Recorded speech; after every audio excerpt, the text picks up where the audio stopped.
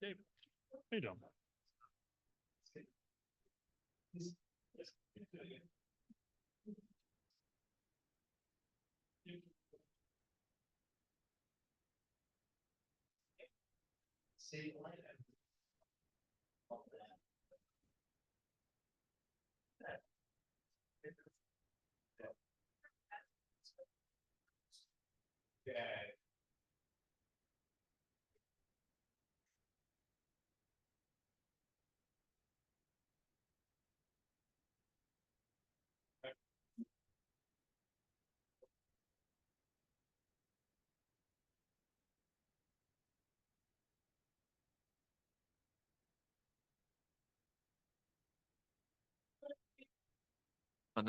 Good evening and welcome to the June 19th, 2024 meeting of the West Windsor Township Planning Board.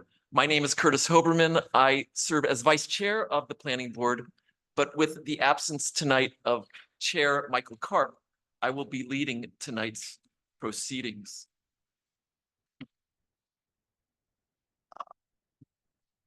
The statement of adequate notice. This is to advise that the notice of the time, date, location, and to the extent known, agenda of the subject meeting was prominently posted in the public place reserved for such or similar announcements on June 11th, 2024. It was transmitted to the Times, the Princeton Packet, and the West Windsor and Plainsboro News on June 11th, 2024, and filed with the Township Clerk on June 11th, 2024. Hey, Sam, I just thought of something. I think it's strange that it's sent to the West Windsor and Plainsboro News, a monthly publication, when it is only comes out once a month.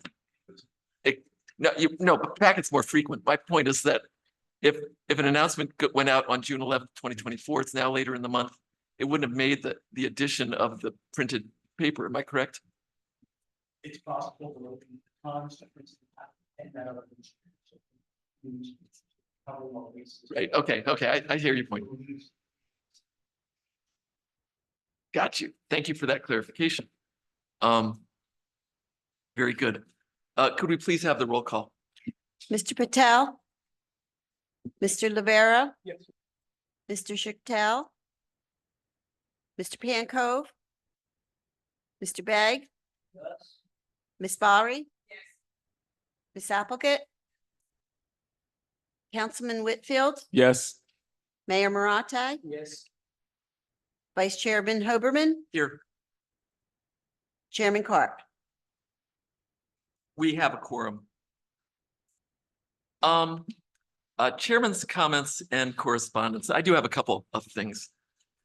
Today is Juneteenth. It's a federal holiday in the United States. It's celebrated annually on June 19th to commemorate the ending of slavery in the United States. It refers to the day in 1865 when Major General Gordon Granger ordered the final enforcement of the Emancipation Proclamation in Texas at the end of the Civil War. It became a federal holiday in 2021. And the strange thing is New Jersey, and here's why. New Jersey's passed its law in the assembly prior to the federal law on Juneteenth. So New Jersey observes Juneteenth on the third Friday of the month. So we're in those strange times where today you had no mail delivery, and on Friday, government offices are closed. West Windsor, we were open for business today. What's happening Friday?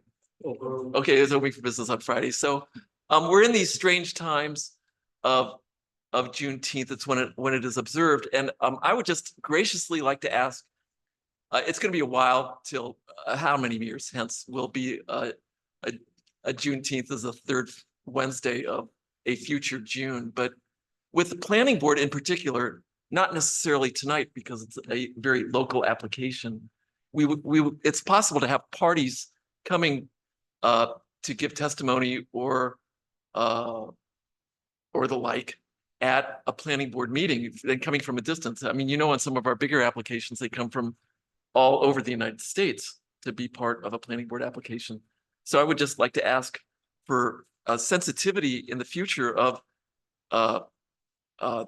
community development, that if there's an application like that and it comes on Juneteenth, that we take into consideration that other parts of the United States might not observe Juneteenth the way or when we do. Or Mayor, do you want to say something? Yeah. So Sam, that means it will come on Wednesday after 6 years, so you can retire for 6 years. No, but our holidays are, we have had this discussion, our holidays are governed by union contract. And in future, we may change it. We have had that discussion. Thank you for that. At the dais and at the front of the tables there, also in the back, I look like a stewardess or steward on a plane. I have left notices for you all for extreme heat safety. We're from the American Red Cross. I've been an American Red Cross volunteer for 52 years. Emergency preparedness is something that's near to me and dear to me. So I ask that you all consider to stay safe the next few days.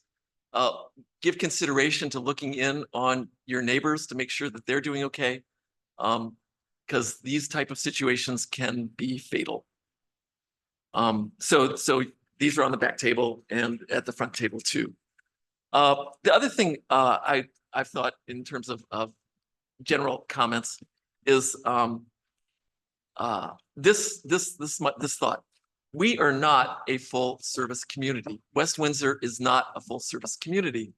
And I have an example of that, actually two examples of that. One is about a month ago, I was with some friends at the Old Heights Brewing Company, Heightstown, New Jersey, where the main brewer there is Brian Woodward, a middle school teacher, and his wife Amy live in Penn's Neck. But there was a good amount of West Windsor people there that night. And what was really strange to me, and I do not consider the establishments along US Route 1 to fulfill the need for the local pub in town where the townspeople can gather, have a drink, sit out on the patio and do that. In a strange way, the bog can sort of meet that need because it's open to the public, but it has strange hours. So that's just one way. I don't think we're a full service community. Another thing, and my colleague Sue has brought this up, we do not have mortuary services in West Windsor Township. When you die in this town, you will be taken care of in another community, to put it bluntly. Sue, I don't know if you have any more thoughts you'd want to say on that one. Yeah. The reason I'm bringing those up is, and also to the public here tonight, is just be mindful of those things that our community lacks that we think we should have. And as we consider future applications and future things that come before us, to think, what are the things that the town doesn't have. And you guys know I'm going to roll my eyes every time another hotel application comes up to us. Having said that, I asked if my colleagues have any other opening remarks, not related to anything that we're going to talk about on the agenda tonight. Very good. We'll move along. The first thing we're going to do is have a public comment. Public comment is on anything that is not on the agenda tonight. And that means also no comments right now. You'll have an opportunity to chance if it's related to stormwater control regulations and driveways. But if there's any public comment on anything not on the agenda or pending before the board, you are welcome to speak at this time. Please say your name and your address before you start your remarks. Thank you. What? No, it's public comment. No swearing in on public comment. Good evening, Terza Warman, 5 Stoneleigh Drive. I'm aware of pending litigation in the appellate division regarding the Bridgepoint warehouse application. Is there any status on it? I know the appellate division challenge is still pending.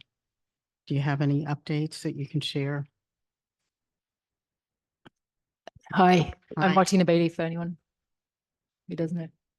We respond to all public comments at the end of public comment period, so let everybody finish commenting. Then either she or I respond to every question that is raised. This is not back and forth, so finish all your comments, anybody else who wants to comment, and then at the end of the public comment. Yeah, okay, well, that was my Okay. inquiry that Thank I you. would be interested in update. in learning a status. Thank you.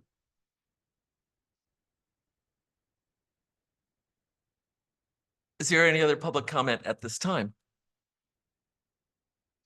Okay, would you like to respond? I'd be happy to. I'm Martina Bailey, the board attorney. We are in the middle of a briefing schedule.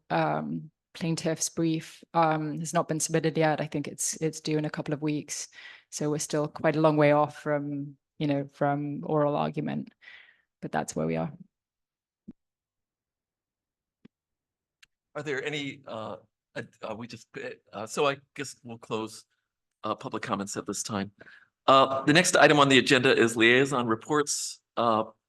Annis, do you have one from the Environmental Commission? So, last week we had an event, but we had a meeting, special meeting for this same organization we have this later on. And the easy, our board members, I presented, my task was to review the report and give my comments. And Annis, I would like to ask, instead of that being part of the report now, that you bring that up in the context of the ordinance review. Okay, thank you. The other liaison report would be the Affordable Housing Committee, Jodica.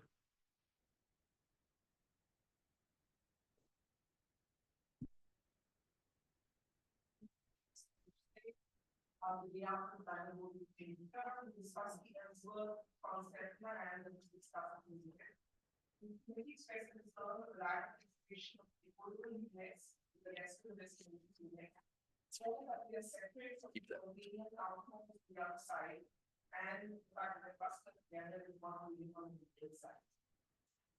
Also, question related with the one more traffic that might be generated with 200 steps on the other residential units. Thank you. Do I have any board members have any questions regarding the liaison reports?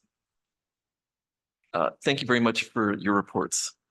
The next item on the agenda is minutes of review and approval of minutes of August 16th, 2023, November 8th, 2023. But first, I'm scratching my head why we're approving them at such a late date. Okay. As Cindy said, it hadn't been done. They hadn't not been done previously, so we're doing them now. Okay. Very good. Okay. Fine. Yes, if I'll channel the chair of the committee. If you had typos or grammatical corrections, just pass them on to Cindy. I do have one comment correction on the August 16th minutes. Page 2, it says Vice Chairman Hoberman opened the meeting for public comment. Well, I was not chair of that meeting. I might have made a motion to open for public comment, but did you catch that, Cindy? On page 2, at the second line from the bottom. Yeah, I made the motion to open the meeting for public comment, not opened the meeting for public comment. That would be more of a chair action. Any additional corrections to the August 16th minutes? Could I have a motion and a second to approve the minutes with corrections?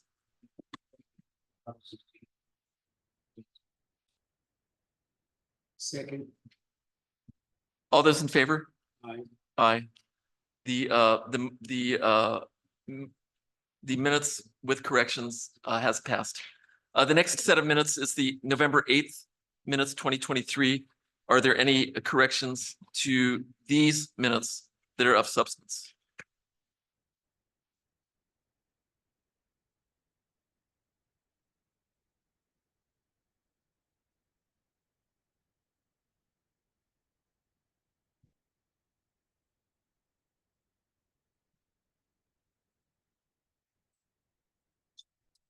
Okay. Very good. Are there any corrections to the November 8th minutes? Go ahead, please.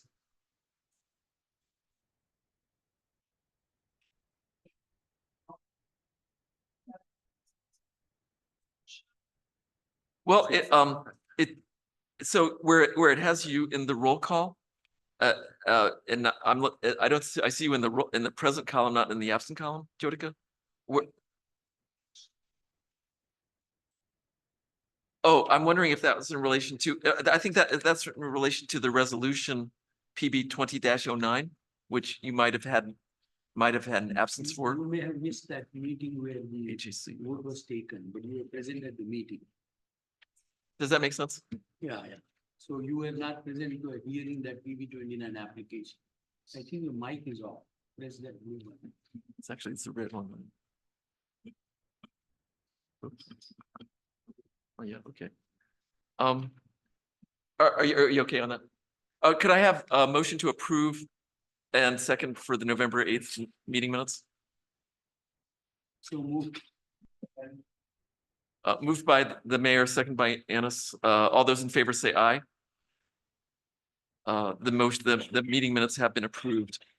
The next item on our agenda is an application, PB 24-05, New Jersey Hospital Association. Sign waivers, Block 9, Lot 57, 760 Alexander Road in the ROM2 district. This property is approximately 14,015 acre, 14.015 acre parcel developed with a conference center as well as associated improvements, including parking and landscaping. The applicant proposes to erect various signage on the property, which will require waiver relief for the number and size and location of the proposed wall signs, monument signs, and instructional signs. Is the application in order to be reviewed tonight? Yes, I know this is in order and the board can take jurisdiction. Thank you. Dino, come on up. Thank you, Mr. Chairman, members of the board. Glad to be back. Nice to see everyone. The chairman pretty much gave a very great opening statement that I would have mirrored, so I'll just leave well enough alone for the time being. I read it. I think we wrote it, so that's why I think I was pleased with it. Well done, Mr. Chairman. So with that said, we have provided a list of exhibits. They are all part of the package that you've already received. So although we've listed them as exhibits, we thought it would be much easier to go through them so that we're looking at the same thing rather than you scrolling through your papers as we proceed this evening. We have Mr. Jim Kyle, who will be here testifying as our planner in connection with the waivers. We also have Mr. Ray Brandy's Chief Operating Officer from New Jersey Hospital Association. In the event that you have any questions, we don't expect to call him as a witness, but he'll be here to answer any questions. A little bit about the. At this time, I'd like the swearing in of the gentleman you mentioned. I'd also Sure. at this time like the swearing in of our professionals. Sure, if anyone who might testify, please stand up and raise your right hands. I'll do you in a sec. Do you swear or affirm that the testimony you shall give will be the truth? Thank you. And the introductions will Well- come when they speak. Go ahead, David. Go for And it, swear David. David too, please. And David, do you swear or affirm that the testimony you shall give will be the truth? Excellent. So sworn, thanks. Okay. Go ahead. So with that said, just briefly about the New Jersey Hospital Association is a not-for-profit trade association. As you can imagine, it administers the hospitals and healthcare industry in the state of New Jersey. They were founded in 1918, and they've been at that site for over 50 years, probably pretty quietly, and probably no one realizes that they are there. But the facility consists of an office building to the one side and a conference center to the other side. So with that said, I'm not going to waste any more of the board's time, and we're going to get right to it. Jim, I'm going to call you, and we'll qualify you, but I believe before this board, if the chair is willing to accept him as an expert in planning. Accept anything. Oh, yes, we Accept. Mr. Kyle's been for us, so we do. You should still state your name for the record, though. Yeah. James Kyle. James Kyle, KYLE with Kyle and Associates in Hopewell, New Jersey. But just for the record, my license is current and Thank you. Thanks, Jim. So, Jim, I'm going to let you, as always, just run with it. I'm going to go run the computer this evening, and I hope I don't screw that up. I understand. This might But go. this could, Mr. Surtees said he completely queued it up for me.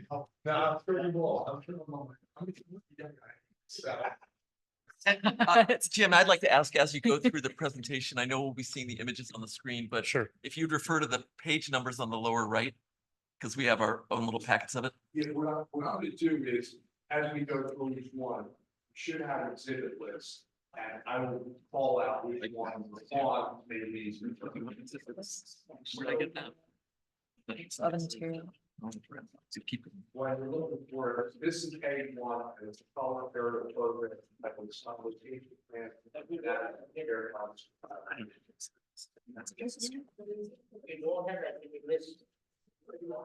No. I don't think it- A1, if you want to look at it, he was gonna reference what's not in the package. That's fine. Extras. That's fine. Yeah. Yes, and that'll match. I'll call it out. I have a few questions. Thanks. Jim, please continue. Sure.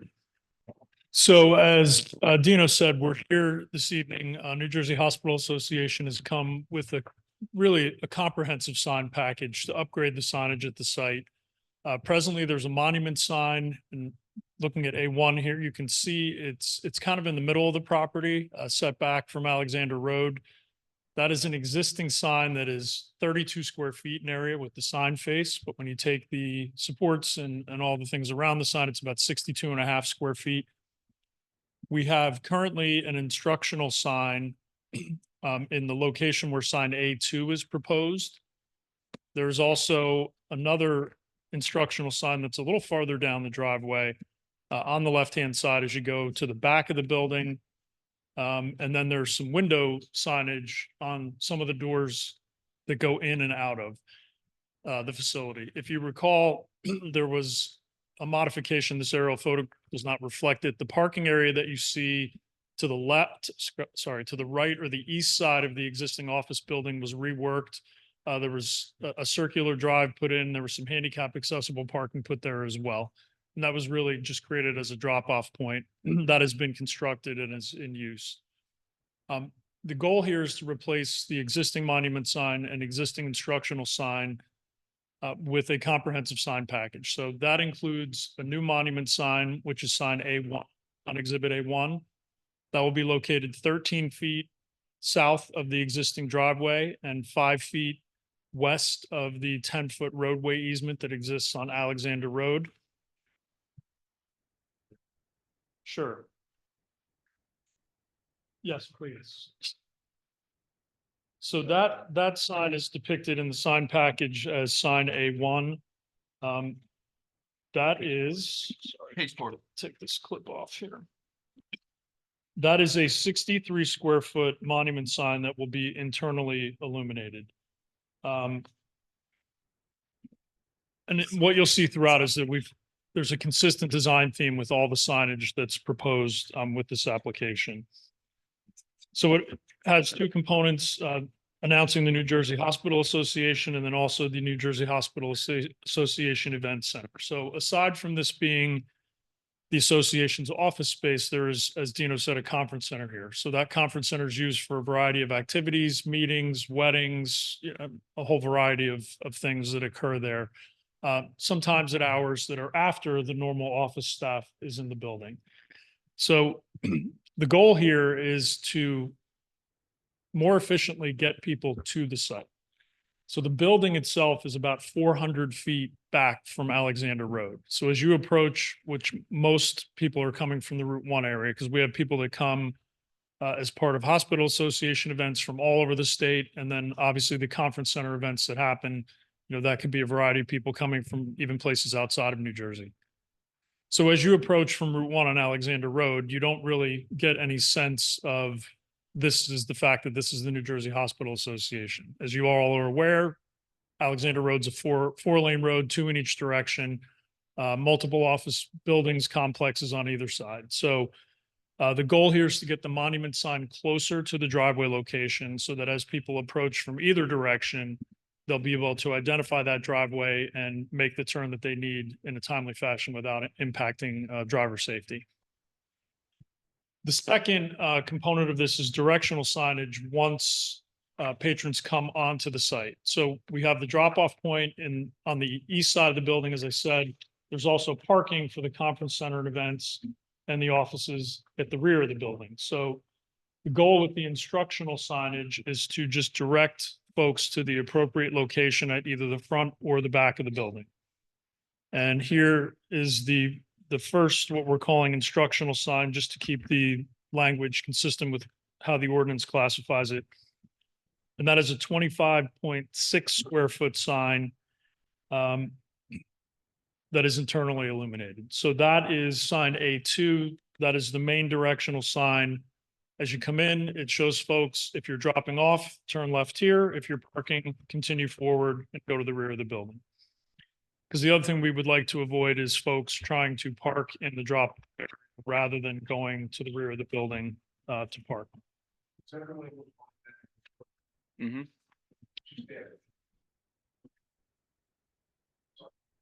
Sure. Usually I'm working the computer and he's doing the talk. So the second instructional sign is located, as I said, farther down the driveway past the building. And that is a 12 square foot instructional sign that simply says NJHA parking to the left. Now, the other thing that we have is this driveway is shared with another office building next door.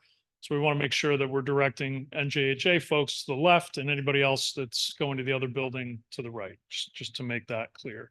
So that's a 12 square foot sign. Now we'll move on to the building signage. The first component is that is not illuminated. The first aspect of what we're adding to the facade of the building are the address for the building. So the number 760, that will be, if you're looking at the building to the front right, the total square footage of that is 19.74. The letters are 3 feet tall. So and I'll go through all the relief in a minute. I just want to walk you all through the signs. And that will also be kind of halo lit. So it'll be lit from the back and the shadow and the light will be around the outside of the numbers. So we have a total of 3 other wall mounted signs. So it'll be front and back of the entrance. So there's a door on the front or the east side. There's also a door at the rear for the parking area. And we'll be placing the same wall mounted sign of 38.5 square feet. That is NJHA, New Jersey Hospital Association, and then with the words "to health." Another component of relief that we're seeking is, as you can see, the top part that says "to health," that exceeds the height of the roof. So there's relief that's required for that sign to exceed the height of the roof there, stick up above the roof line. Front and back there. There's also the Bridge Cafe. So there's a separate entrance for the cafe if you're coming from the back of the building on the left-hand side. So the cafe is really intended for folks that either work at the facility or that are visiting the facility. It is not open to the general public to come in and have lunch or dinner. So we just want to call out that separate entrance for the cafe, which is, as I said, on the left-hand side as you're walking in at the back of the building. And that is 28.48 square feet. So getting to the relief part of it, there are a number of design waivers that are required. So these standards reside in the site plan section of the ordinance. So these are not variances. We need design waivers. And as Mr. Novak, your planner, points out, the standard for that comes from the New Jersey Municipal Land Use Law, and it's section 51. Essentially, in a situation where literal enforcement of these standards would cause undue hardship or is impracticable, the board can grant relief. So there is really no hardship aspect to this. We're going to focus on the impracticable word, and that doesn't mean that you can't do it. It simply means would not be wise to continue the practice of. So in this case, we're looking at application of the sign standards relative to this specific property and its needs and determining, is this a better fit to achieve what we need to achieve, directing people to the site. And then there's also a court case, Garofalo v. Burlington, I think it's Burlington. Burlington. Basically, what the court said in that case was, as the board is reviewing design waivers, they simply have to be reasonable under the facts. So, you're imposing your judgment on the testimony that I'll provide tonight and just determining, is what Mr. Kyle's saying reasonable, essentially. So let's just summarize the relief. Mr. Novak has gone through this in his June 6th memo. So the first one is for the area of the monument sign. 48 square feet is permitted. We're seeking 63 square feet. The monument sign height, 4 feet is permitted, and we're proposing a 5.67 feet. The directional, or rather the instructional signage, directional signs or instructional signs are permitted to be 2 square feet. Sign A2 has an area of 25.6 and sign A3 has an area of 12 square feet. So we need relief for that. The street numbers that we're placing on the building, those are permitted to be a maximum height of 8 inches, and we're proposing 36. We also require a waiver for the number of wall signs. 1 is permitted and we are proposing 3. So as I'd said, the front and back of the entrance and then the cafe sign as well. The wall sign letter height, 18 inches is permitted. Signs A5 and A6 have a letter height of 26.1 inches. And then the wall sign projection, as I mentioned, is not permitted to be above the roof line, and signs A5 and A6 extend slightly above the roof line, above those 2 entrances. So as I'd said in the opening, the site is somewhat of a challenge for those that are coming, based on the fact that the building is over 400 feet from Alexander Road. There's really no discernible identification of the site other than first the monument sign.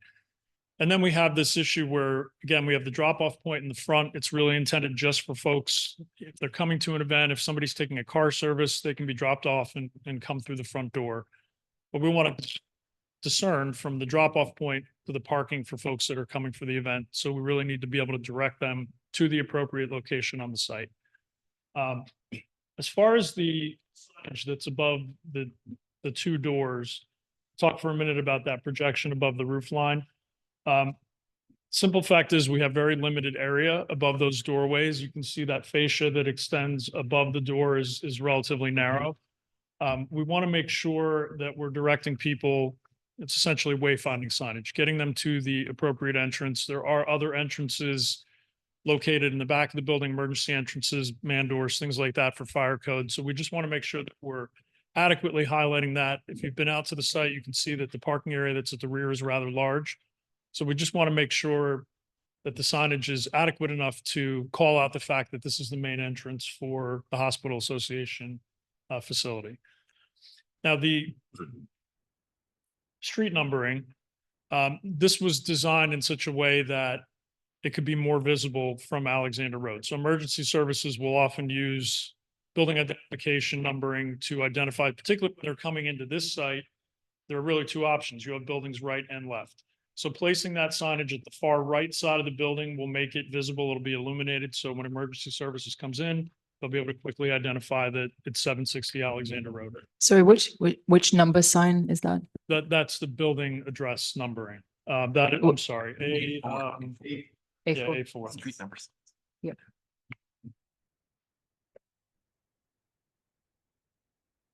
So I did actually go out and look, as we are requesting an area waiver for the monument sign, I did go out and look. I didn't physically measure every sign along Alexander Road, but comparing it to the sign that we have now, the monument sign, as I said, when you take the supports on either side and the total area of the sign, it's about the same as what we're proposing, just relocating it closer to the driveway and then having it be internally illuminated. Right now, the existing sign has spotlights on the ground that shine up. So that sign will be completely removed. and then we would place it closer to the driveway. We are showing a landscape bed around that sign, and the intent is to, much like the current monument sign, have seasonal flowers there to dress that up.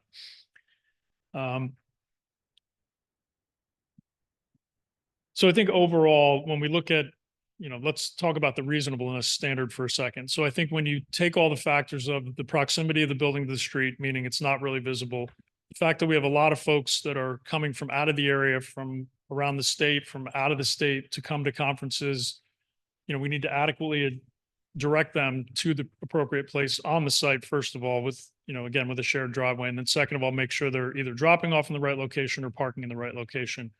We think that this will overall improve the efficiency and operation of the site. I think when you look at the nature signage, while we are seeking relief for area in a lot of situations, signage is not overstated. It doesn't overwhelm the facade, the portion of the building. So if you look at the wall signs as a percentage of the facade, they're about 0.5% of the total facade area. We were able to dig up the old architectural plans for the building and determine that it's less than 0.5% in terms of the overall facade area, so relatively minor. So I think when you look at the size of these signs compared to the building, again, it doesn't overwhelm them. They're not overstated. Being that we're so far from the street, most people are not going to see these signs as they're driving by. So the area issue becomes, I think, a little bit less intrusive when you think about the fact that, we're not right up on the street. The signs won't largely be visible to those traveling along Alexander Road, really just to the folks that'll be coming to the site itself for events and functions. So I think overall, it's not necessarily part of the standard that we show almost like negative criteria, but here I think it's important to note that the signage that we're proposing is not out of character with what you find on the Alexander Road corridor. Again, on the monument sign, we're not the smallest, but we're not the biggest, so it won't kind of stand out. We've taken great care to design a sign package that is cohesive and consistent in its design and kind of fits in with the motif of the building. So I think the impact of the exceptions that we're requesting will be fairly limited, given the limited visibility. And I think they could be considered reasonable under the facts.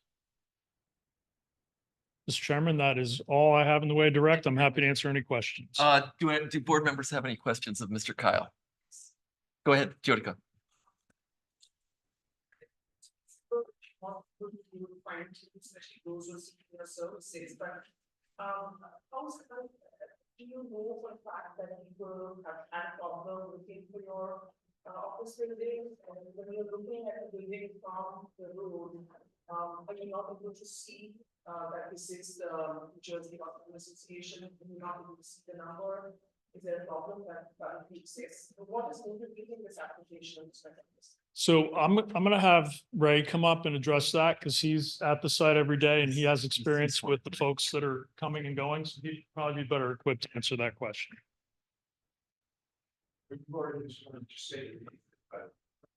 Raymond Brandis, the Chief Operating Officer of the New Jersey Hospital Association. Welcome. Thank you. Thank you for the consideration.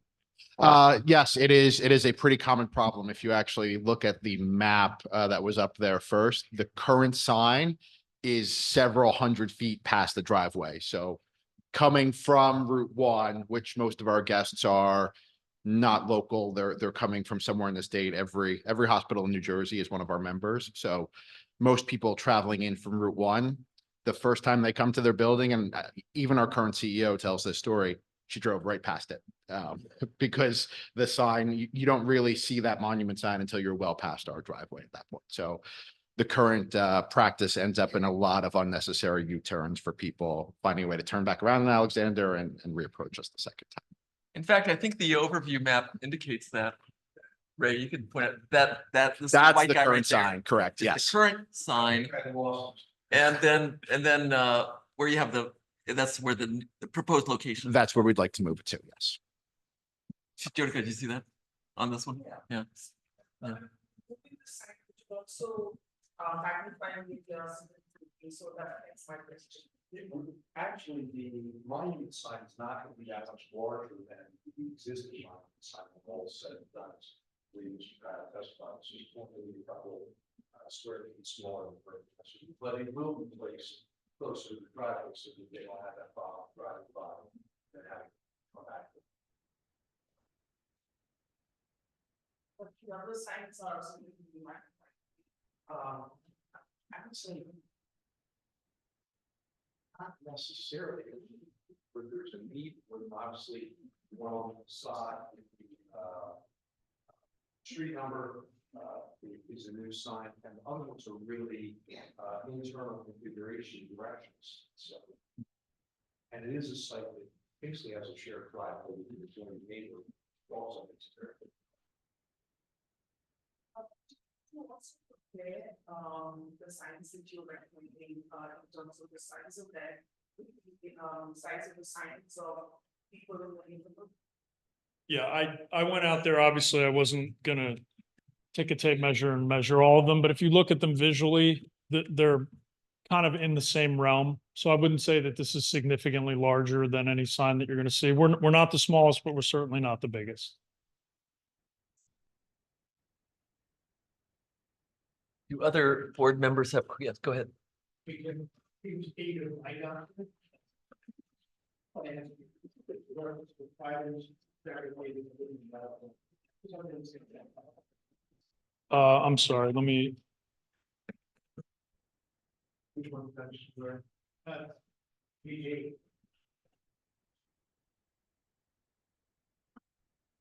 Second note from the top.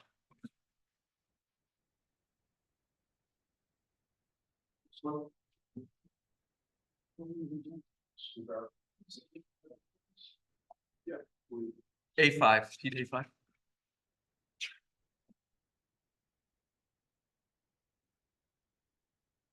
oh, 5-inch fabricated aluminum letter forms, internally illuminated. So that refers to the width of the actual letter. So it's a 5-inch wide ribbon essentially that forms the sign. But they're halo lit, so that'll be, I'm sure you've seen it before. It's kind of backlit and it kind of makes it glow around the edges rather than being directly lit or, fully internally illuminated. Sure.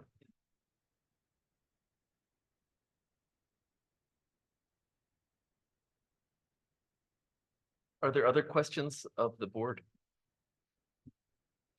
I'd like to ask, what are the hours of illumination?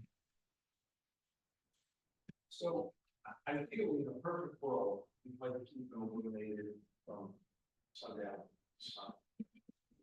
Practice, timer, and, that would be perfect world.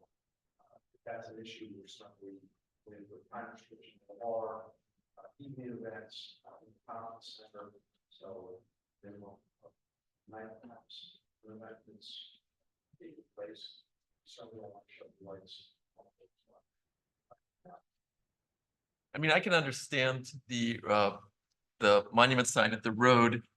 You want people to recognize that during the overnight and whatever. I also understand on behalf of emergency services that the street number sign, which is also internally illuminated, that you'd want to have that on during the overnight. But I don't necessarily understand why wall signs A5, A6, A7 would necessarily need to stay illuminated during the overnight.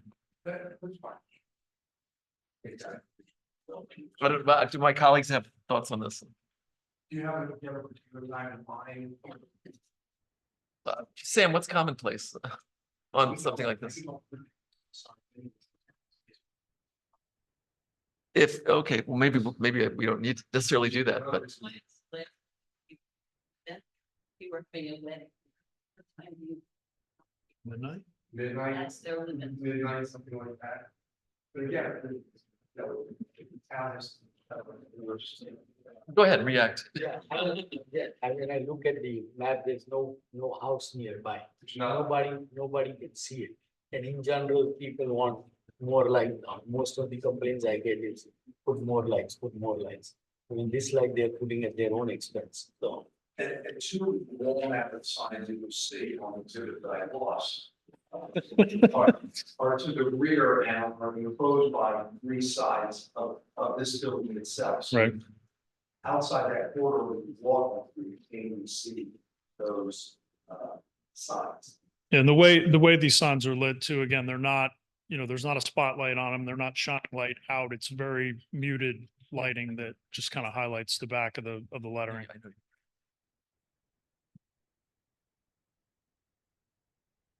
Are there other inquiries from the board?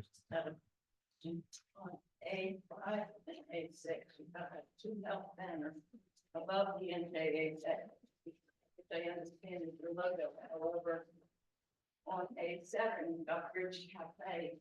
Is there any way to avoid going above the top of the building by just putting that new banner underneath the NJA set?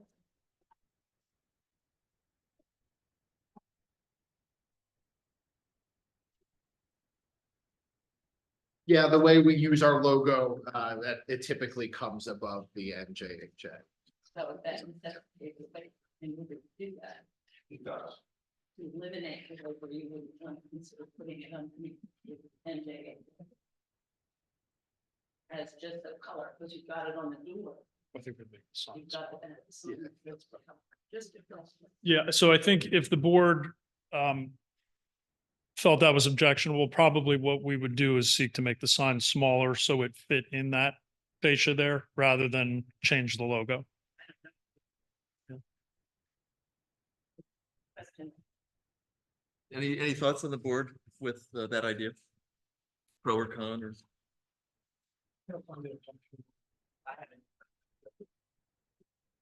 I'm no problem. I'm okay with it as it stands. I'm fine with it. Okay, yeah, no, it's good to make inquiry. Other questions or of the applicant from the board? Okay, I'd like to move to our planner's report on this application. Good evening, everyone. The record is David Novak, of Burgess Associates. We have now located in 2024. This is going to be one of those rare to join on. The applicant went through the memo, addressed all the waivers that were identified in that memo. We had a number of questions that were addressed. And I was wanting to confirm too that the monument sign is not located within a site triangle. It's also located outside of the event well, so that's why we're having a little attention. Otherwise, I don't really have much else to add to this one. Anybody have any questions? For me though, regarding any size, the functionality of the event. I have a question.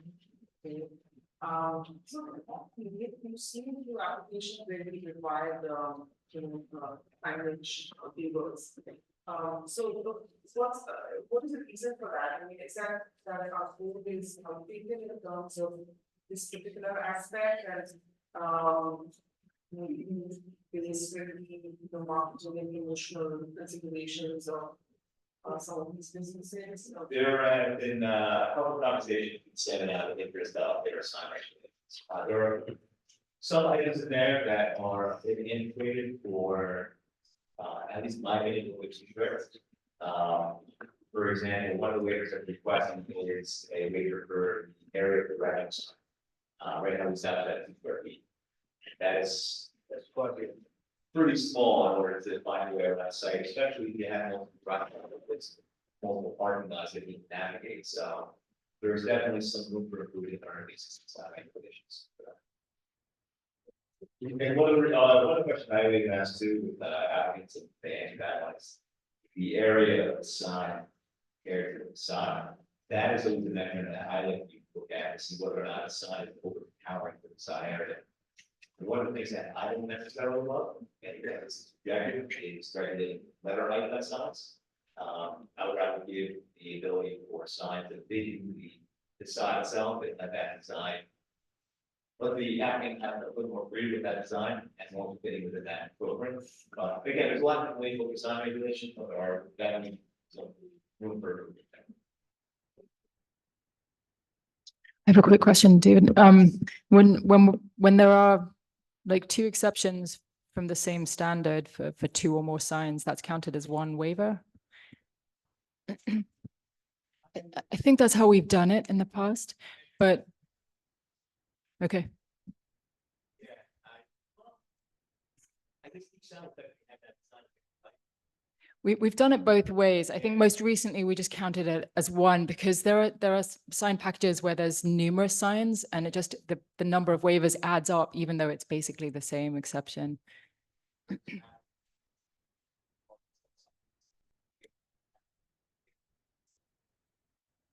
Right, right. Okay. So I count 8 waivers.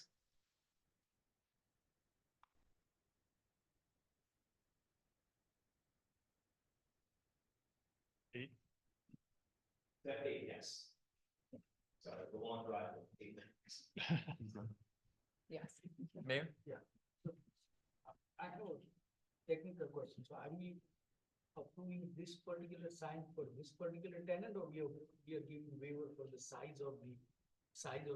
So in case they decide to change the tenant, do they have to come back for another waiver, or they can change the name of the sign? And just for my understanding. So it's owner occupied, sorry, Mr. Mayor, I think I've said that, at the beginning. It's owner occupied, but yes, it would run with the land, though, if they were to sell it, I don't think that's in the plans, it's been maybe 50 years plus, so, but yes, it would run with the land, and whomever would be committed to utilize it.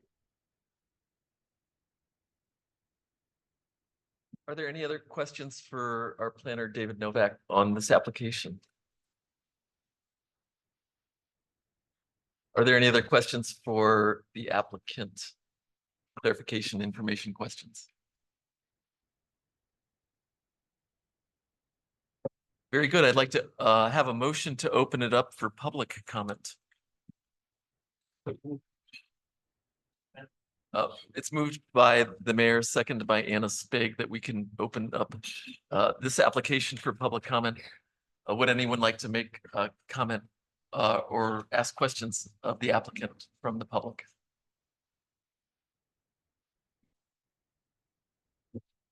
Okay, could I have a motion to close public comment on this application?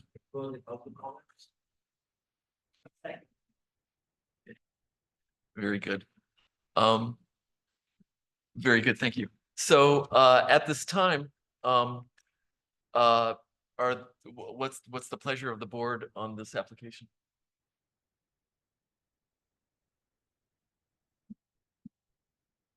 Thoughts, reactions, yeah, your name. It's my question, so Okay. question satisfied. People need service we really did for me that you know it's without me doing that step, so that sort of takes care of the questions. Very good. Could we please have a motion on this application? More verbal, we can more verbal. What were we gonna tell us? You should follow he has a template. No, I don't know. Go ahead, Jodica. Actually make a motion. For 2405 by New Jersey Hospital Association, with sign legal that's listed. It's been moved and seconded to approve the application and the waivers with the application. Could I have a roll call vote, please? Mr. Lavero? Yes. Mr. Begg? Yes.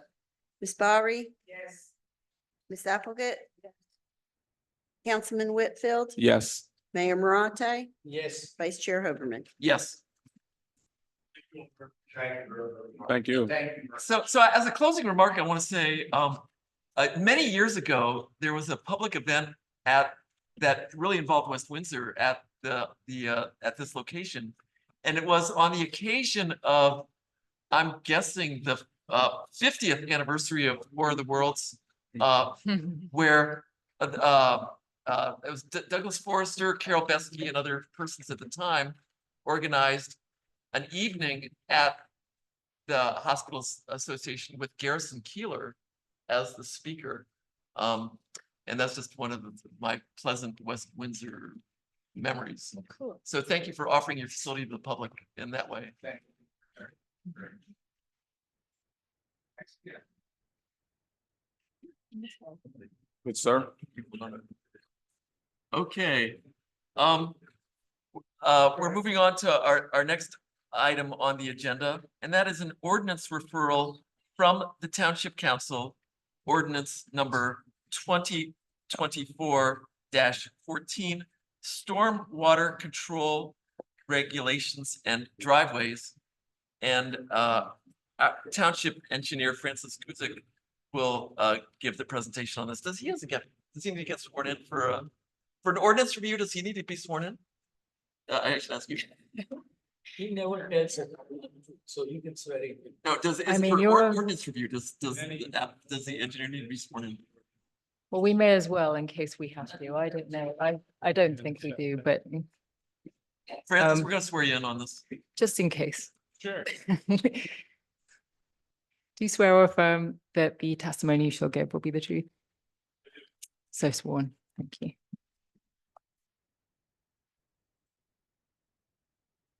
Thank you.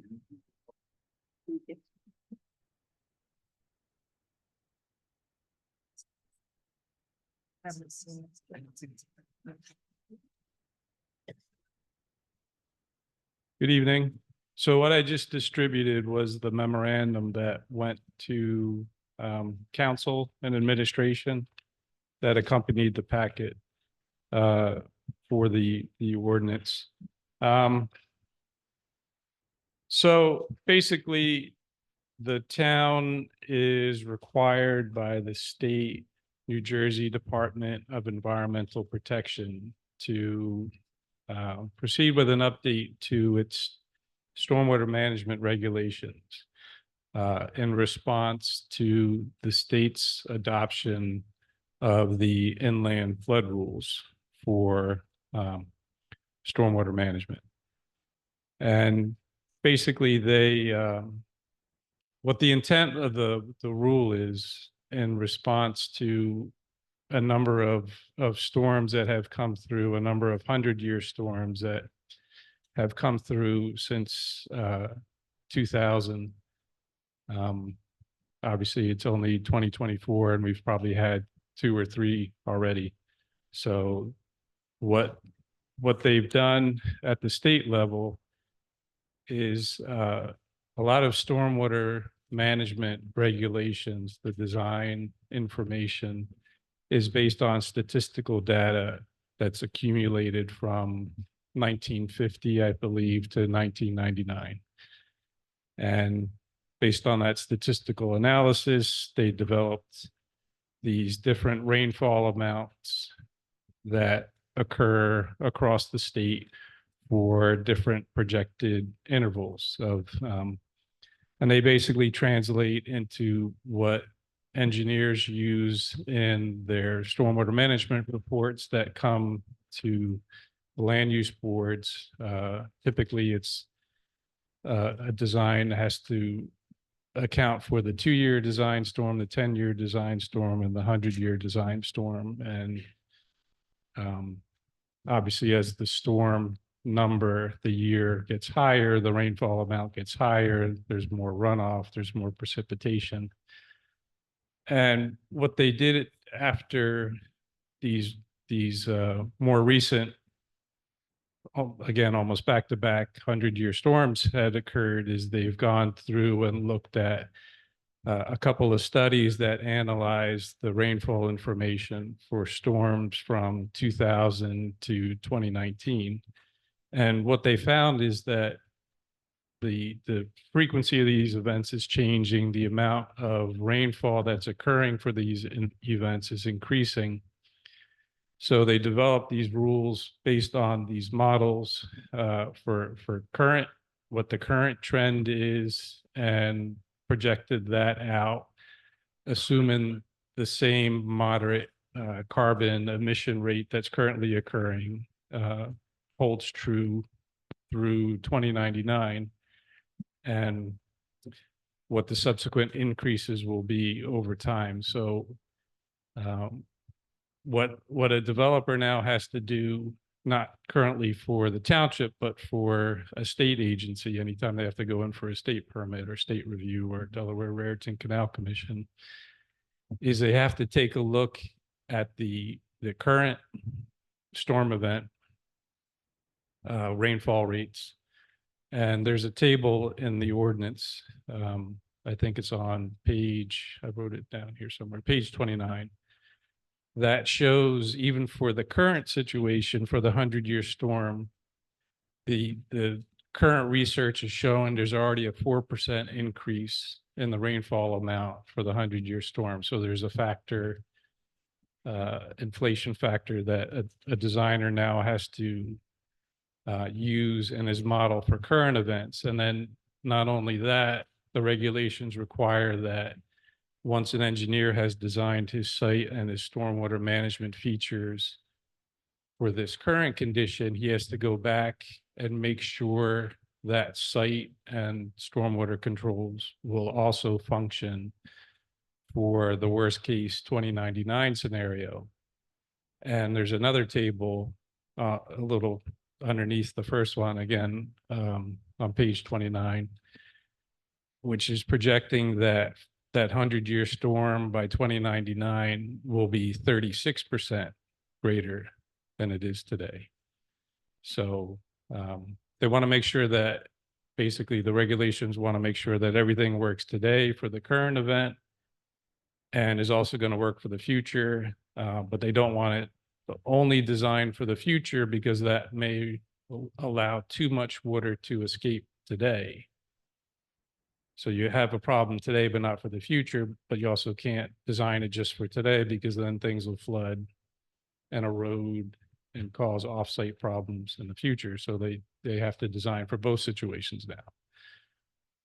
So what the state has come across saying is that the towns had from July of 2023, 12 months to update there's local regulations to require this for basically still the major development projects, what they call major development, which the town already has a definition and a trigger in the code. So those same types of projects will still have to come in for stormwater management review at the local level, but they'll also, under the town's regulations, in order for the town to approve it, the land use board, whether it's the planning board or zoning board, will have to verify that it meets the controls for the current rainfall events and the projected future rainfall events as part of the approval process. There's some other changes that are in there. Some of them are clarifying definitions. The DEP has also removed one of the ways that engineers were able to estimate runoff for a development project. It was called the rational method, or it still is called the rational method, and it was approved previously. Developers were allowed to use it for smaller sites, but I guess the state felt it wasn't conservative enough. There wasn't enough of a factor of safety for design or errors in design or errors in construction. So they've done away with it at the state level, and they're requiring it be done away at the local level. So it's not too much of a problem, obviously, not obviously, but honestly, we haven't seen a developer come through using that methodology in probably since I started here in 2009.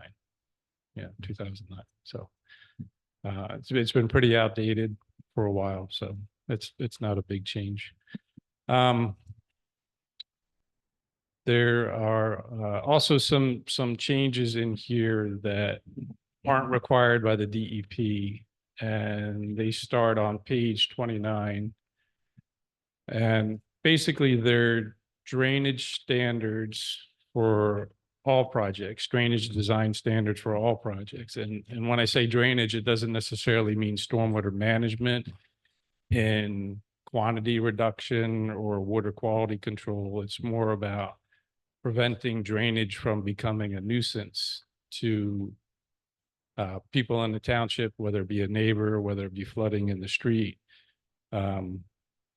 It's more about people controlling and recognizing where stormwater goes, and that they can't just arbitrarily put a fence up that blocks a swale, or in the process of putting in a swimming pool, completely divert what used to go to the left side of the property and out to the right side of the property onto that neighbor.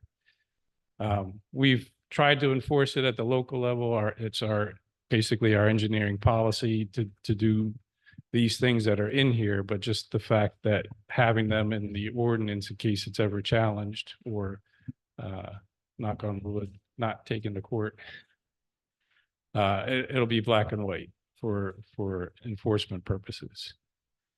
At the start of the ordinance, our landscape standards, chapter 200-91P landscape standards. And basically these were worked on with Dan Dobromilski when he was still here. Because we noticed since 2021, when the green infrastructure best management practices for stormwater went in, when bioretention basins came in, the sand bottom basins came in, all these smaller, more green facilities were required by stormwater management purposes. They didn't quite meet the landscape standards in areas. So there were a number of waivers that the board was commonly asked to grant design waivers, especially with regard to the shape of the basin, not being a rectilinear feature, trying to be more meandering and look more natural. But now there are so many, instead of having one big grass lined swimming pool for a project as a detention basin, the current standards require you, or a developer, to put in multiple facilities sprinkled throughout a project. And as a result of that, making them smaller and more spread out through a development, it's harder for them to be designed to be a natural feature. So frequently the planning board would be requested to grant design waivers. So once we knew we had to do this ordinance change for the inland flood rules, Dan and I worked together to see how we could update the landscape standards to better work with the fact that developers are now doing these smaller green infrastructure best management practices for stormwater management, and not have to have developers request design waivers for what they have been coming to the boards for design waivers in the past.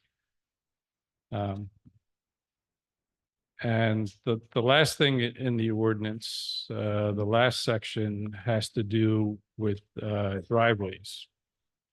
So we've come to realize over the last year or so that the ordinance, current land use code, I shouldn't say ordinance, the land use code is pretty silent on driveways for 1-family and 2-family residential properties. And what we've seen occasionally is a resident or a developer come in and want to put in a vastly, what in our opinion is an oversized driveway. Not so much the part that's on the property servicing the garage, but more the intersection with the street. And as a result of engineering having to do capital improvement projects where we're repaving road, we're reconstructing driveway aprons. A lot of driveways are close to the property lines. We don't want to incur the expense of having to replace what we feel are oversized driveway aprons wide enough to fit more than 2 cars. Because really, honestly, we don't see the need for it. But once you're beyond that, are you really even a single family residential home anymore if you need a driveway that big to accommodate that many cars just for convenience purposes? So it reduces by having an oversized driveway apron. It also reduces the amount of green space that's available between a curb and a sidewalk. for the street trees that are out there that are already pinched because they're between a curb and the sidewalk. It's more runoff into the township's stormwater collection system. And then, as I said before, it's also a more expensive repair or replacement if the township has to come and make repairs to a driveway apron during a road resurfacing project. So that's the intent of the ordinance, the various sections of it in a nutshell. If you have any specific questions or comments, please let me know. Are there questions for, from the board for Francis? Just want to make sure that it looks like on page 29, table 5.6. Yes, I noticed that 2-year and 10-year storm, the middle 6 numbers are higher than Windsor. yes, 8-year storm is less than. yes. Yeah, that's all straight from the state language. Yeah. And I made sure to double check. I noted that too as I was typing them in. Francis, you mentioned the multiple basin approach for receiving stormwater and drainage. Is that Yes. different than current standards? No, it's different from historic standards. Most of the development in the town happened 80s onward. And stormwater management was a requirement even back then, but what wound up happening was basically what I was referring to, the big grass line swimming pool, one of those, or maybe two of those that serve an entire development.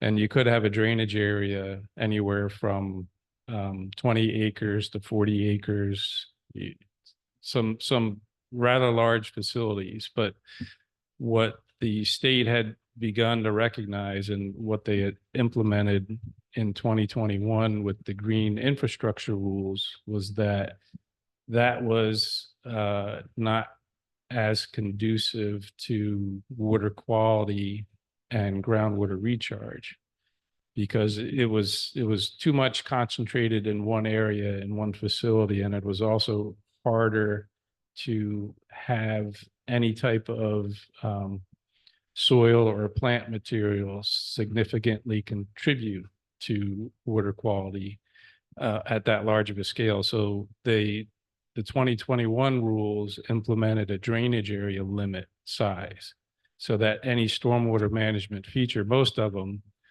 have at most 2.5 acres that can drain to them. So to use my 20+ acre development with one big basin, now that if that were designed today, there would have to be at least 10 facilities, 9 or 10 in that same So you project. mentioned the 2021 rules Mhm. describe what you just described. What I'm wondering is,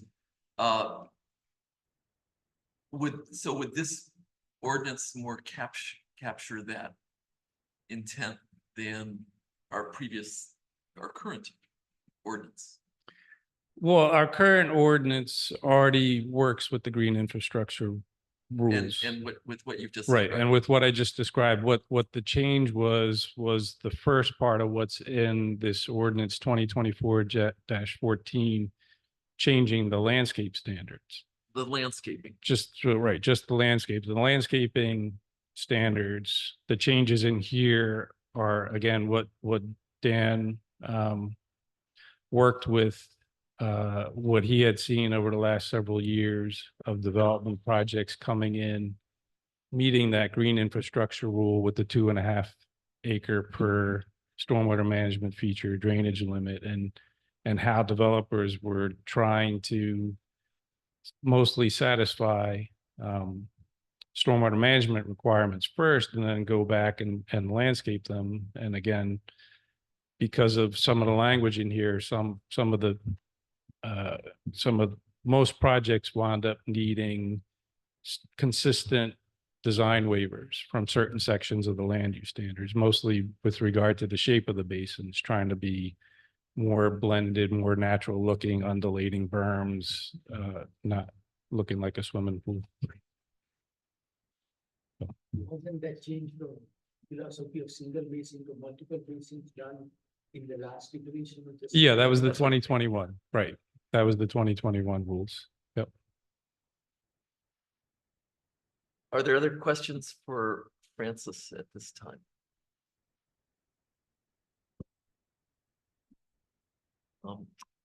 So I'd like to open it up for public. We don't have to do a motion for public comment on ordinance, do we? We can just open it up to public comment. Right? Okay, that's what I thought. It's not because it's not an application, right? Okay, thank you. I'd like to open it up for public comment.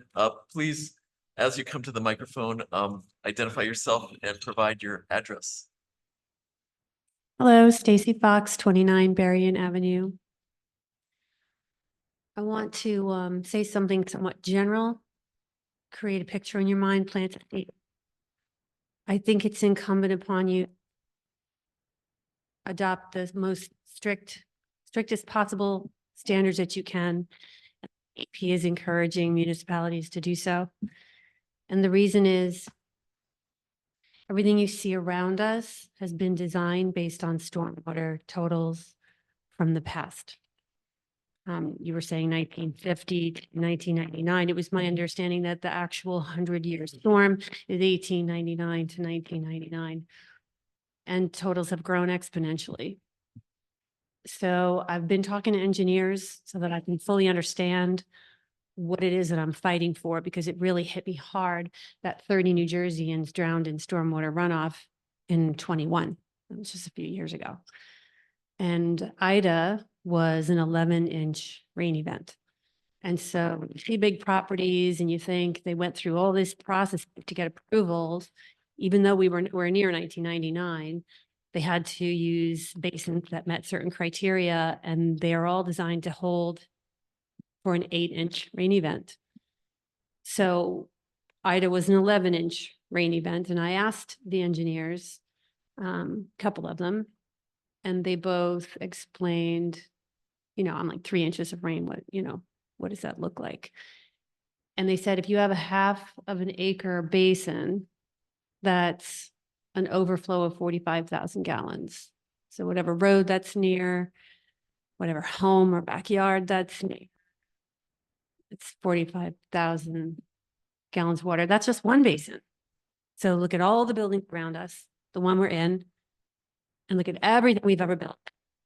It's all designed for stormwater totals from the past. So even today, if you adopt the strictest possible rules, it still won't be good enough.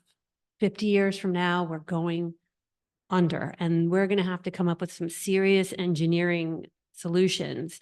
We'll be gone. So we have to think about, what are we leaving for future generations? And how many more people are going to drown in stormwater runoff, which nobody thinks is possible. It happened just last summer in August, a whole family, a postal worker. I just want you to feel the gravity of your decision. And, we look at, well, the law says we can do this and the law says we can do that. And we have these developers and they don't want to recalculate things. But at the end of the day, what you're going to decide has so much impact on the lives, health, safety of future generations. Sometimes it's not that people are necessarily going to die. Sometimes it's we're going to flood out neighborhoods that have septic systems, and you'll have human waste backing up into homes. And then what? Are those homes leveled because they're not cleanable? And I liken it to, when you make this decision, it's like that the bridge is out or there's a car stuck on the tracks and you choose not to stop the train. And the only difference is it's not a train wreck that's going to happen once. It's going to happen again and again and again and long after we're gone.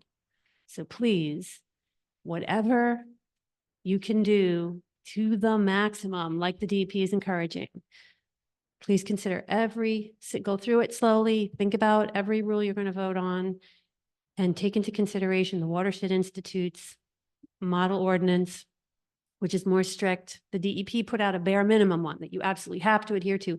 But this is our chance right now to go further and put more protections in place for our children and our grandchildren and our great-grandchildren and so on. Thank you.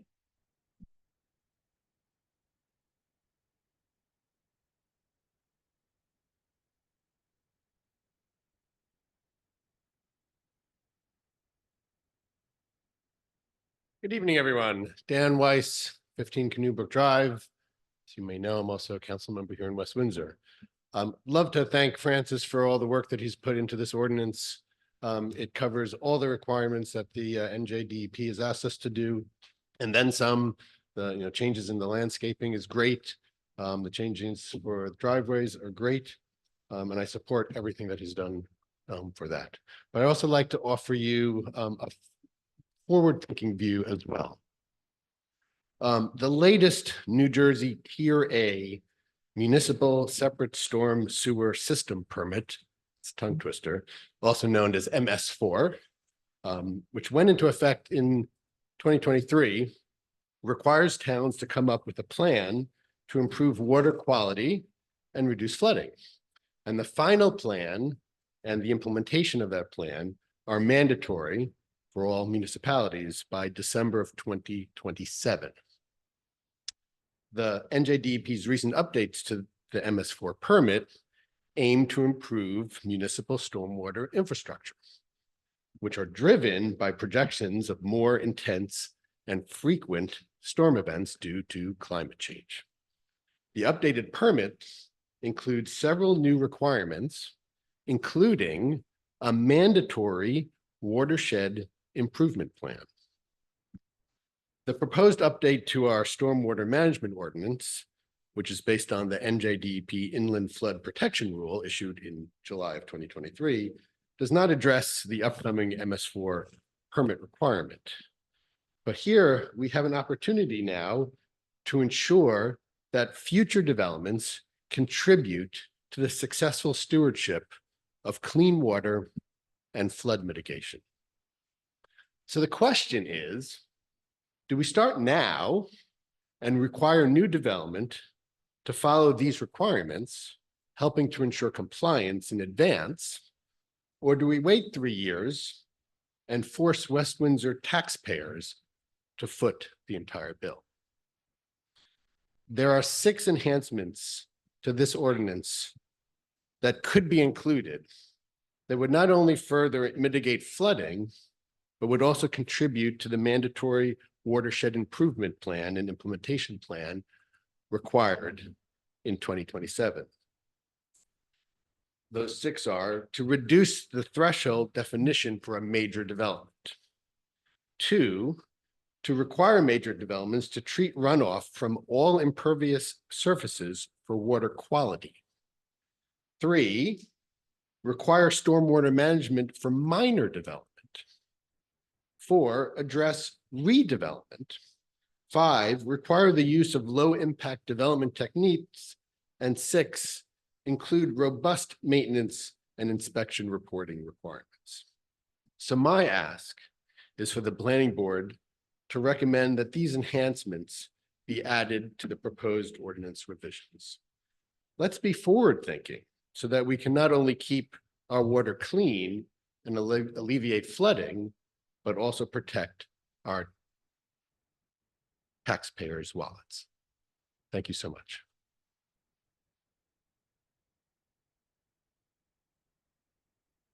Hi, my name is Willa Inlander. I'm sorry, I didn't get that. Willa Inlander, Can you spell your last name, please? Inlender. Thank I live at 3 Carlisle Court, Princeton, New Jersey, West Windsor Township. Thank you for. Yeah. Sure. Thank you for listening to my comments, and I am asking you to really look towards the future here. This administration has been very vocal about its efforts in saving taxpayer dollars, and here is an opportunity for you to both meet those fiduciary duties and to protect the health and safety of our constituency here in West Windsor. At a council meeting earlier this month, there were cogent suggestions made, extrapolated from scientific data from the watershed by Councilman Weiss regarding the implementation and adoption of the Inland Flood Protection Rule. Those suggestions from the experts at the watershed will not only save taxpayer dollars, but they will also prevent major loss and damages to the health and property of residents of West Windsor.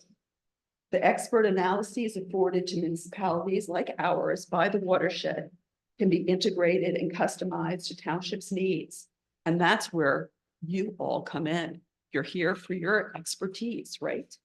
It greatly matters from a fiscal perspective, what you do right now to protect the quality of life in West Windsor. The DEP is encouraging townships to implement stricter rules than what was presented in their model of this ordinance. And it's because they've just delineated the starting line. So you need to look at that ordinance and really dig down deep and look towards our future. And that's what I'm asking each one of you to do. It was suggested just now by Councilman Weiss, and honestly, we did not coordinate these remarks.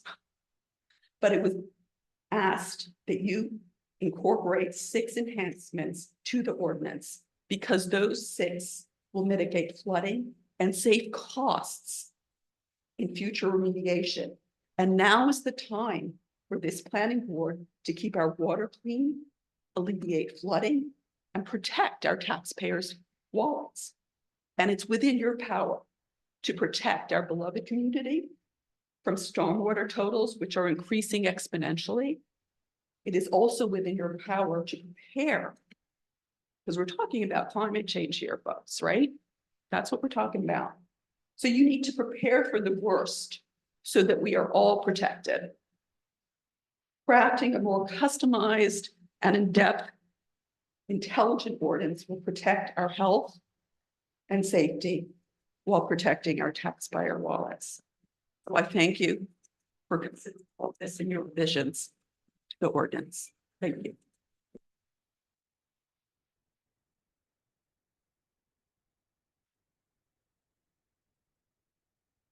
Hello, good evening. My name is Warren Metlack. I'm at 5 Stoneleigh Drive in West Windsor. Like the speakers before me, I would like to thank Councilman Weiss for his proposed ideas to strengthen the proposed update to the stormwater regulations. I think the town should be listening to thought leaders in the state, like the Watershed Institute, to do more than the minimum on stormwater protection. And can the planning board give reasons for accepting or rejecting the proposed suggestions that Councilman Weiss made at a previous meeting and again tonight, so that we can at least know that these were considered? Thank you.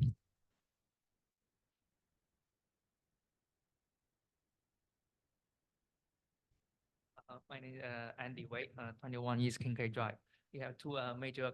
I'm sorry, and spell the name, please. Okay. Okay. Andy Wade, 21 East Kincaid Drive, Princeton Junction. Yeah, I have 2 major comments. The first one, I want to second what Councilman Weiss said. I mean, regarding how we should implement these rules. I believe that rules, the guideline from DEP may be very minimal, apply to all the towns in New Jersey. However, in the past few years, we have witnessed a lot of storm and flooding, in particular in West Windsor. I think for our town, it's really, we need to not maybe add every town in the New Jersey, because the flooding happening in our town. I think we need to consider using a more strict rules rather than follow the very minimum guideline from DEP. That's my first comment. The second one is since that the ordinance doesn't consider at all the revision. They use a very simple rule to decide whether a design should use the old rule or new rule. For example, if submit before the adoption date, they can use old rule, otherwise use a new rule. So what if a project submitted before that but revised later?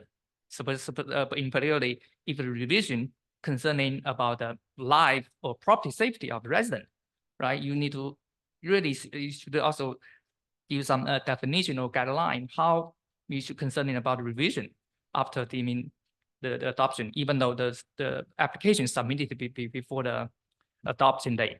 Yeah, that's my 2 comments. Thank you.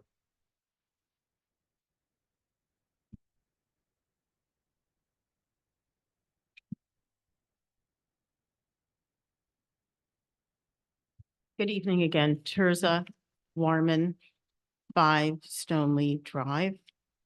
Can I start my comment with a question for our township engineer? No, I mean, all comments are finished, then it's not a back and forth. Okay. So you can ask your questions. Okay, We will answer all the questions. okay, thank you. Public comment. So I want to thank our township engineer for his very thoughtful discussion of the DEP ordinance.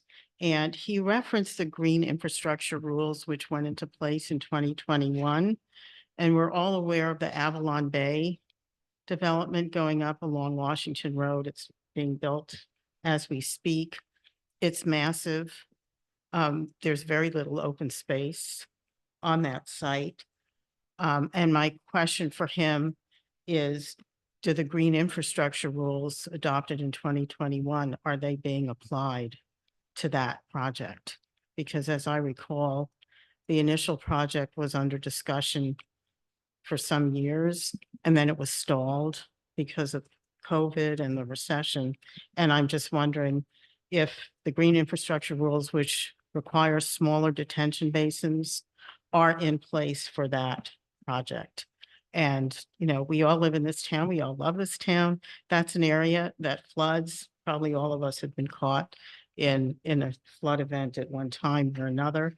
I would just also reiterate what the other speakers have said tonight. I join in supporting Councilman Weiss's suggestions tonight. I would also urge, we all have a history here. The Watershed Institute was very, very critical of the proposed Bridgepoint Warehouse plan now several years ago, and they were ignored. And now that's in litigation, having to do with DEP not following a proper precipitation model. And so here we are today with an opportunity to look to the Watershed Institute and their model, which has been adopted in other towns around us, like Cranberry, Princeton, I believe Parsippany Troy Hills, further up north, Montgomery. They are respected for their insights and their expertise in this field. And I would urge that this planning board take a very, very close look at Councilman Weiss's suggestions, which follow the Watershed Institute model. Thank you so much.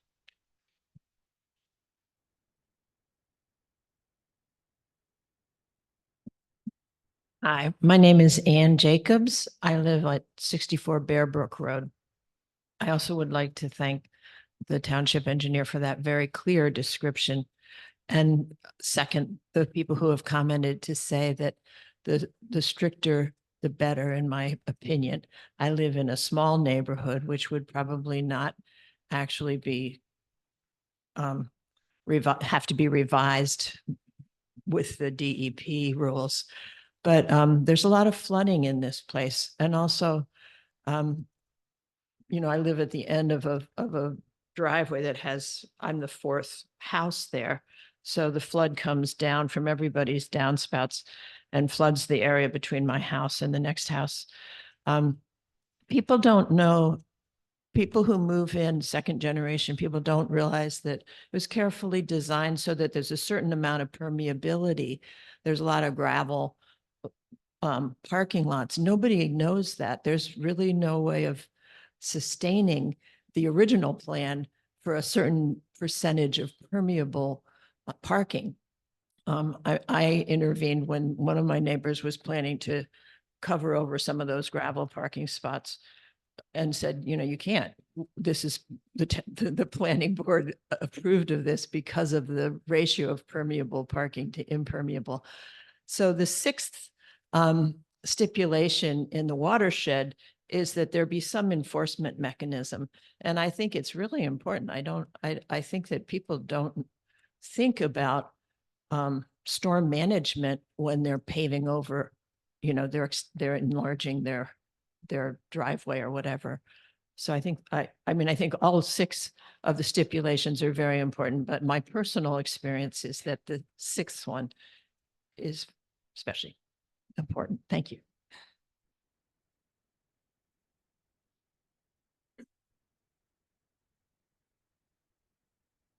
Good evening. My name is Ben Lee. I live at the 29 Remington Circle. I've been 23 years resident of West Windsor. And about this, To the microphone, please. Thank you. yeah, I'm glad that the state has adopted this new inland flood protection rules. This has been a long-awaited one for the residents. And I want this committee, this board, to give extra special cares and consideration protection for those communities with no public sewer systems. I live in this kind of community. We only have on-site septics, so we are quite vulnerable to the increase of the stormwater, and especially vulnerable to commercial sites that will discharge water to our community without asking our our permission, without consulting with our homeowner association. And I'm speaking on behalf of the president of my HOA. And he also expressed his concern on the county planning board last week. And also, I want to say that the real threat comes from the sky above us. To this sense, all towns are the same. There's no one town is more vulnerable than the others. So because your board member to adopt to the highest their standard, adopt their order, high standard ordinance that are available. And also, I want the township to give to use a more common sense to protect the residents. We will know that there are so many gray areas in ordinance, in the rules, in terms of this reviewing the stormwater management designs. For instance, state ordinance and the township and the county's ordinance all says, okay, this project cannot exceed the stormwater cannot exceed the peak rate of this so much of inches of the rainfall. But nobody talk about, no ordinance governs about the time of the rain, the total volume of the stormwater. So what if rain lasts for 1 week? 10 years ago, maybe it lasted for a couple of days. Nowadays, it's easy to see that the rain can last for 2 weeks. And then the water will stay on the ground for more than 3 days, more than a week. If it's more than 3 days, then that would draw mosquitoes. I've seen that my backyard has a very, very a low elevation that has become a basin after rain, and water stay there for longer than a week in April. So I wish that your township municipality has the power to govern this, to require developers to design a plan that can consider the total volume of stormwater, not just the peak rate. This is very common consideration. It is a pain for our residents. We will plead to all levels of government, and then the answer we got is that, okay, and they can discharge whatever they want, and then they are compliant, and they didn't violate any existing ordinance. So it is a pain, right? They said, okay, off peak, this is a peak rate is this, they didn't exceed the peak rate. So we will approve that. But in reality, you all know that if you live in a spot that next to a commercial site that they can discharge unlimited stormwater to your backyard has a swimming pool, your backyard has a septic pool, what will you feel? And then you may not go to sleep easily. Huh? During the heavy rain, you may wake up many times to go down to your basement to check your sump pump. And that's almost all I said. And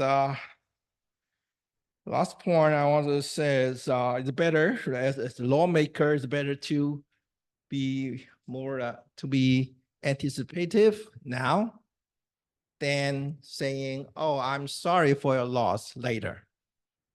Thank you.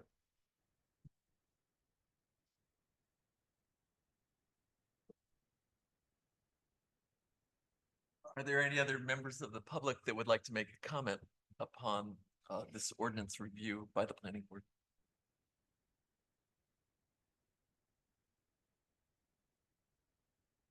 So with two things, if the board wants to make comments in response to what they've heard from the public, as well as I would also like, Francis, if you have a response to anything that the public has shared, to offer that too. Go ahead, Mayor. Oh, I don't know. Did we actually make a motion to? No, We didn't. We didn't make a motion to have public comment. It's for ordinance review. I don't think that's necessary. Go ahead. Go ahead. Speak. Okay, thanks. I mean, as the mayor, I was aware that the state is requiring this second time to modify the stormwater ordinance. We just modified it a couple of years ago. So I'm going to start with, I appreciate comments by everybody. I'm going to start by talking about flooding since everybody started talking about flooding.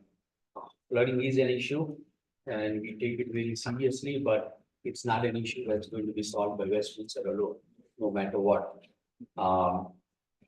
Actually, West Windsor has been leading, Andrea has presented a resolution asking the state to get all communities involved along with every river that goes through West Windsor, because there are 27 or 28 communities upstream which dump the water, and if they continue dumping the water in the river, no matter what we do of our development, we will get flooded.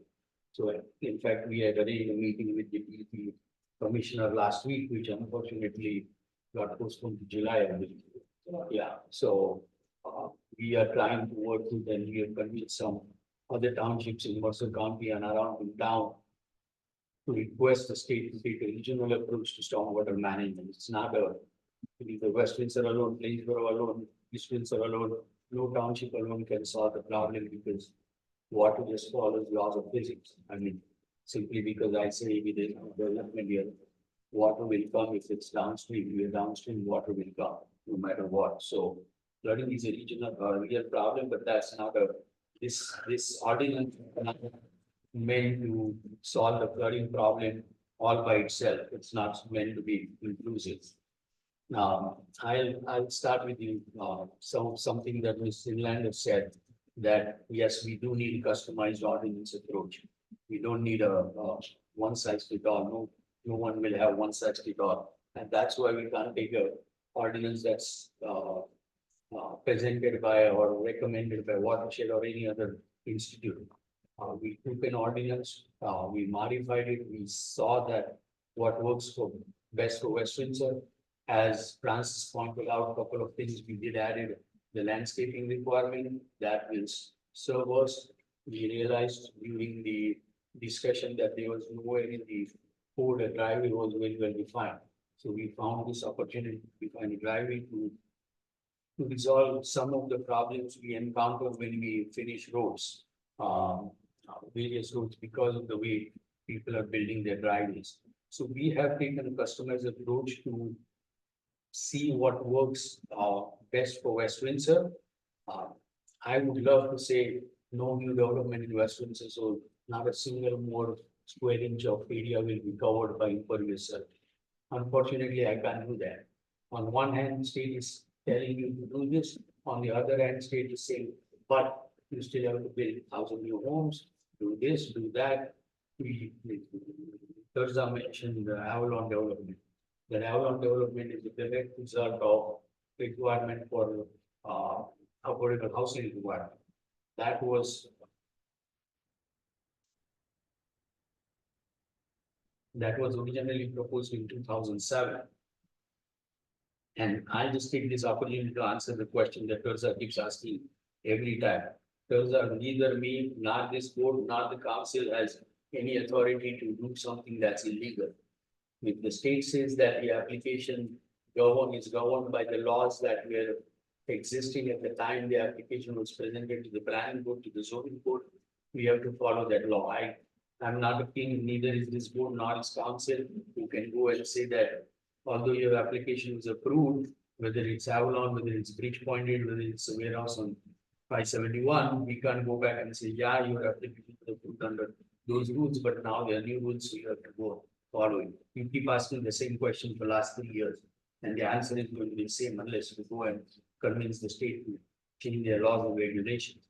Again, if you want to restrict development and restrict this, you are barking at the wrong people. Neither this board, nor council, nor the mayor has that authority. Go to the state and tell them.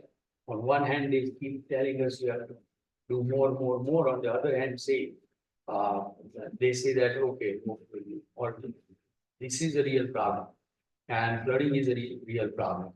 And COVID is a real problem. But we have worked very hard, Francis has worked very hard for the last several months to come up with the ordinance that works best for West Windsor. Some people say, oh, take the strictest approach. The strictest approach affects the commercial development, but it also affects homeowners.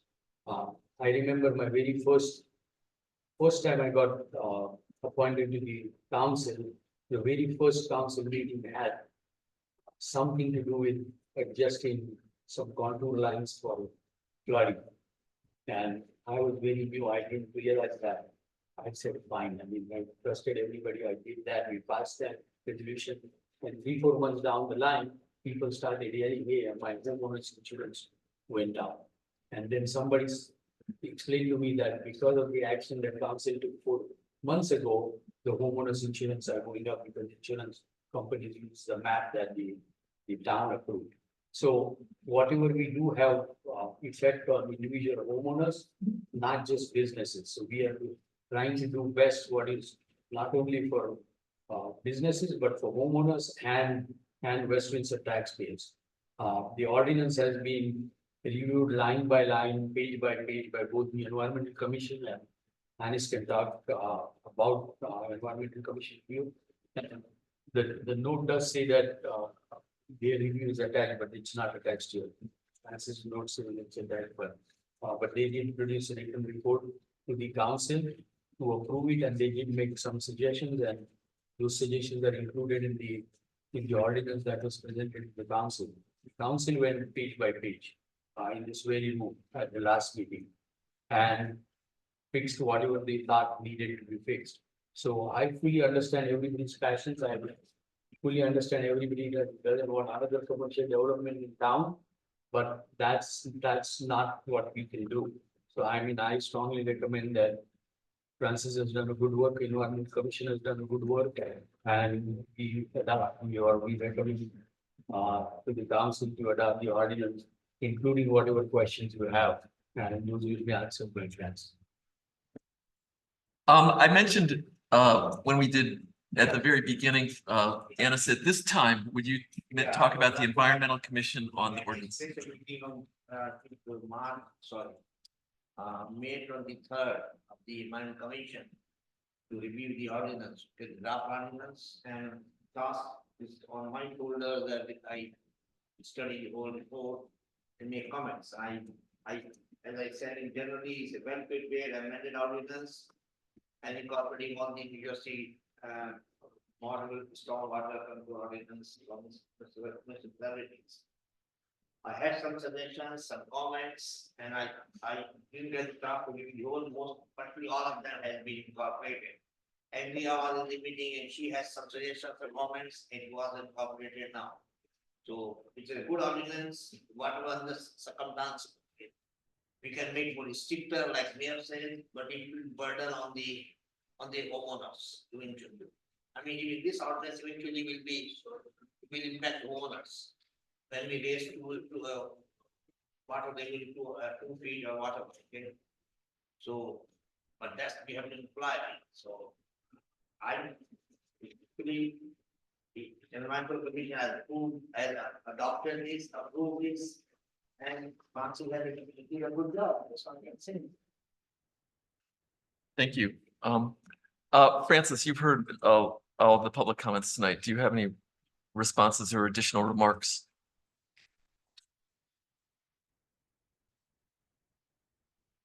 At this point, I don't think there's much I can add other than as a direct response to Tirzah, the Avalon project came in 2020.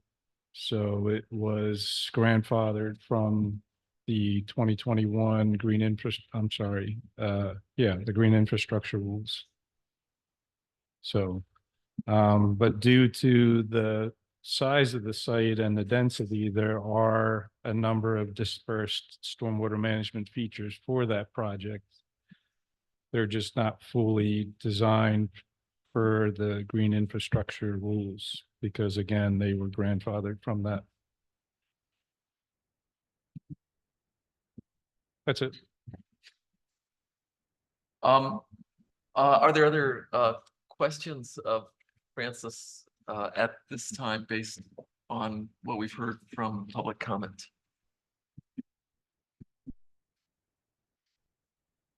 Go ahead.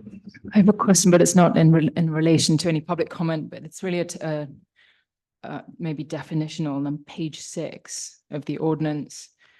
Subsections 3 and 4, which are being added and refer to an application required by ordinance pursuant to C1 above that has been submitted prior to.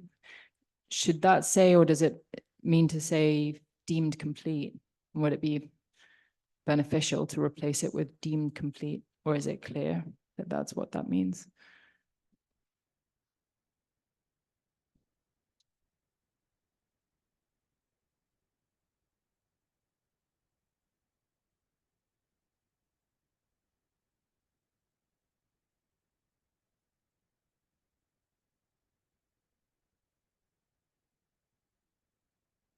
Say that, you should say application.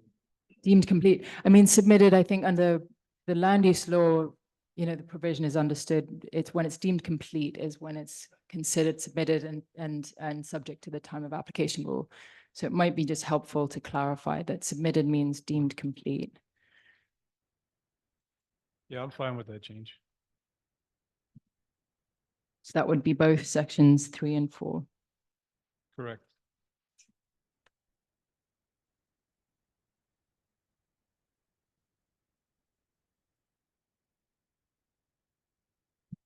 Is there other feedback, reactions, responses to this ordinance review from my colleagues on the board?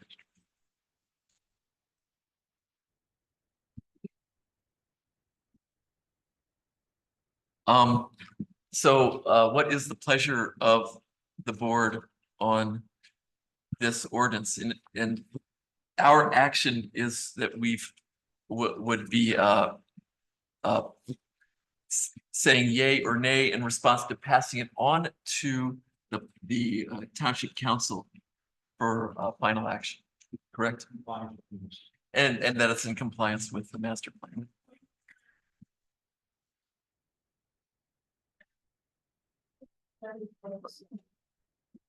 Tirzah Warman, 5 Stoneleigh Drive. You had 6 or 7 folks today come up and talk about the 6 changes that Councilman Weiss had suggested. Is that going to be a point of discussion tonight? Well, it's before all the public comment we received is before the board at this time. Okay. So I'd have to put it, Tirzah, under the greater umbrella of all the public comment we received. Okay, so what Councilman Weiss has suggested, as mentioned also by other parties tonight, other public members tonight, that's under the whole umbrella of comments we've received for consideration from the public. okay, so it won't be you're saying it won't be discussed? No, I'm just saying it's under the greater umbrella. Under the greater I'm not umbrella. isolating All right. that in particular. Okay, and I But just, because the board has received and has heard the public comment tonight. right, And multiple times we've heard the list of the 6 items okay, as per the watershed all right. model ordinance. Fair enough. I did want to just quick follow-up to the mayor. I previously sent to Jerry Muller, and I will forward to Martina the provision in the MLUL that allows ordinances to be modified when new health and safety concerns become available. And I will follow by email. It is NJSA 40:55D 10.5. I sent it to Jerry when we had the full Bridgepoint discussion, and I will forward it to you, Martina. And I think that is a basis for an exception to what we call the time of application rule, when new health and safety data in the form of rain and flood risk information, which is now public and has been publicly vetted, when that becomes available to decision makers like this board, when an application is pending. Thank you, Teresa. Thanks. No, I need to cut it off at this time. The board needs to talk among ourselves and in talking among ourselves about our response to this ordinance. You also can reflect on what you've heard from the public tonight as well. Mayor, you want to say something? Yeah, I mean, I really, that's why I say close public comment. I really don't want to go back and forth, but I would encourage all of you to come and make comments to the council, and Mr. Weiss made the same comments, 6 comments to the council when the ordinance was introduced. So council is aware of your thinking. Many of you came and commented at that time too during public comment. In fact, we got visitors from other town as well. I mean, some mayor of East Windsor came to comment, mayor of Lawrenceville came to comment, and they are not here, so I really don't want to comment about their towns. I may comment at the time of the adoption by the West Windsor Council, but you're welcome to come and make those comments to the council. The council has already heard the comment. One council member is here. You can take the comments back to the council. But as I said, the ordinance takes into account the various constraints that the township has and does what is best for the West Windsor residents in general. And Francis worked very hard and very long, and we wouldn't let Dan retire until he finished his part of the ordinance. And want to really thank Dan for that part of the ordinance, because we want to make sure that it is not that he does that what we require. So again, my comments is with the suggestions that council made, the planning board send the ordinance back to the council with those 2 minor changes to item 3 and 4 on page 6.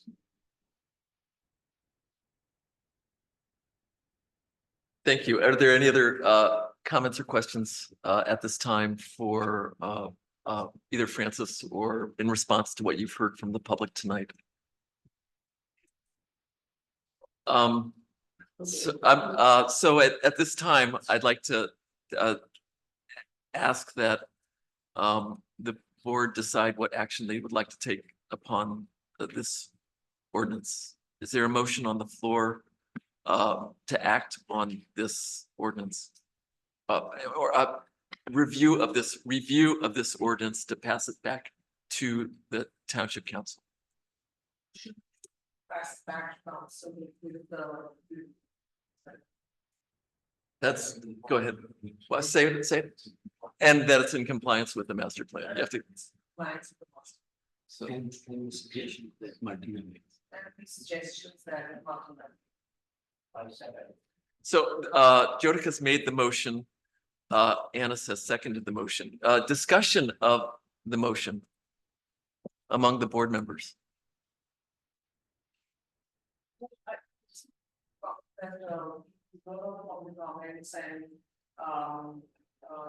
I trust that the environmental commission, will be there which Francis you on that ordinance and you know, with the dialects people work with Windsor.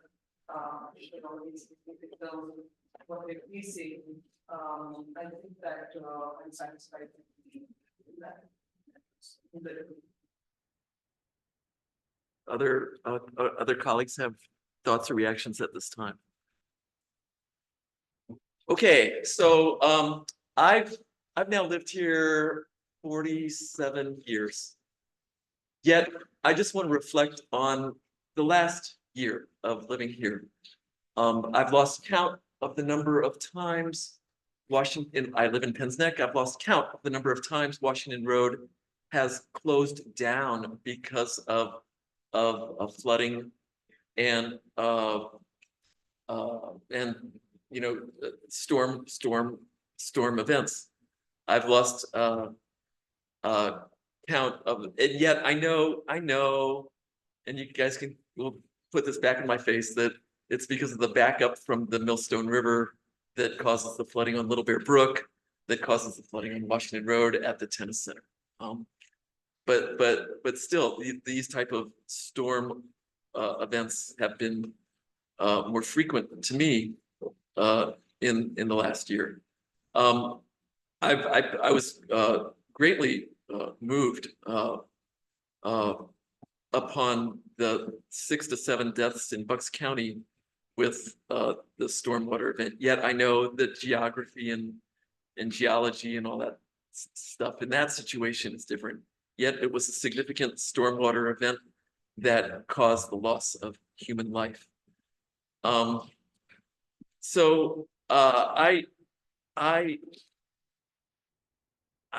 as a planning board member, I'm trying to look forward to what those that come after us in this community will have to deal with in relation to stormwater and stormwater improvements.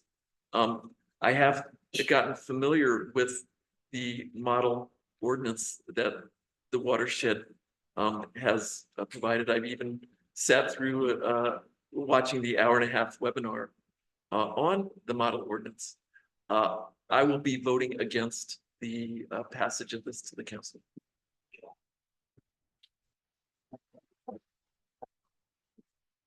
Are there any other comments from council, from board members before we take action on this? Yeah, go ahead. I will. I mean, I'm always philosophically struggle. I mean, if I don't like something, I vote against it. What does that mean? That means the old ordinance stays in effect, which is worse than whether you say incremental improvement is better or it's either all or nothing. That's the philosophical question. If the council, and that's what I tell the council, if you don't like it, reject the ordinance. All that means is the old ordinance stays in effect, which is less restrictive than what the current ordinance is. So nobody likes everything that's in the ordinance, but your choice is either is this improves the situation or it makes the situation worse. And if you reject the ordinance, is there anything better expected to come out of it? We may just stay with the. Look, you have to respect the process. You have to follow in the process. You have your. To tell you what we want, you've already written the thing and you don't want to change it. I respected you and let everyone speak without interrupting. Now I am talking. Warren, at this You have to time, respect. there's no public comment right now. That is exactly why I suggested don't start a discussion until public comment finishes. You have every right to your opinion. I have every right to my opinion. I'm just pointing out because this is a philosophical struggle I go with all the time, whether I want to vote yes or no on something. So that is the situation. And I understand your position is different. My position as mayor is different because when the state says you have to produce 1,500 homes, all of them can say don't build. I don't have that choice. I have to build somewhere, someplace. I mean, I wish I didn't have to build Avalon. But Avalon is the largest contribution to our last affordable housing. And that was agreed to by Mayor Shea back in 2007. We improved it by increasing the percentage from 12.5 to 16.5. We reduce the footprint from 70,000 retail to whatever 39,000 retail. So as a mayor, I can only do things that are marginally, but at the end of the day, I have to produce what the state asks me to produce. And that's why I keep saying you're barking at the wrong tree. Go to the state and convince to them that don't do this. I mean, if you don't want flood water, don't encourage more development. Don't force the towns to develop. I mean, there are small towns in New Jersey who are forced to build housing when they have no land. And the next round, when you talk what's going to happen, it's only going to go up. I mean, I won't be surprised in the next 20 years, there's a 8-story building in West Windsor. Because when the governor says you have to build 1,500 homes and there is no land, there's only one direction you can go, which is up. So, yeah, you can vote no, but voting no simply means that the bad thing is much worse thing than what's on the table stays in effect. Thank you, Mayor. Are there other comments, responses on the motion that's before the board at this time? From the board? Could the roll be called to call the motion? Go ahead, Rob. We have a council person here, or at least a woman, who's not put you on the spot. You know, as you become a persuasive leader on this board, I'm interested. Well, obviously, I speak about safety and precautions in this community all the time. I think it's very, very important.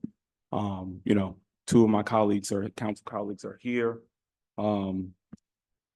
Actually, three of your council colleagues are here. Linda? Three. Sorry, I didn't see her in the corner. Sorry. So Just a correction. yeah, no problem. Three are here. The main thing I look at, and you know, the mayor, we've all of us have conversations about building development, safety, precautions from children to the future. It's very important. I have 5 kids myself, and you know, look to be in this community for years, and for others as well. The biggest thing I look at is obviously we have state requirements and things of that nature, and that's a no-brainer. That's a no-brainer. When we look at these developments, and even from the affordable housing standpoint and stormwater and things of that nature, I think it's very important that we not only delve into the law, but also look at the humane side of this, as many have mentioned before. I have a neighbor yesterday, I just found out, was a West Windsor resident.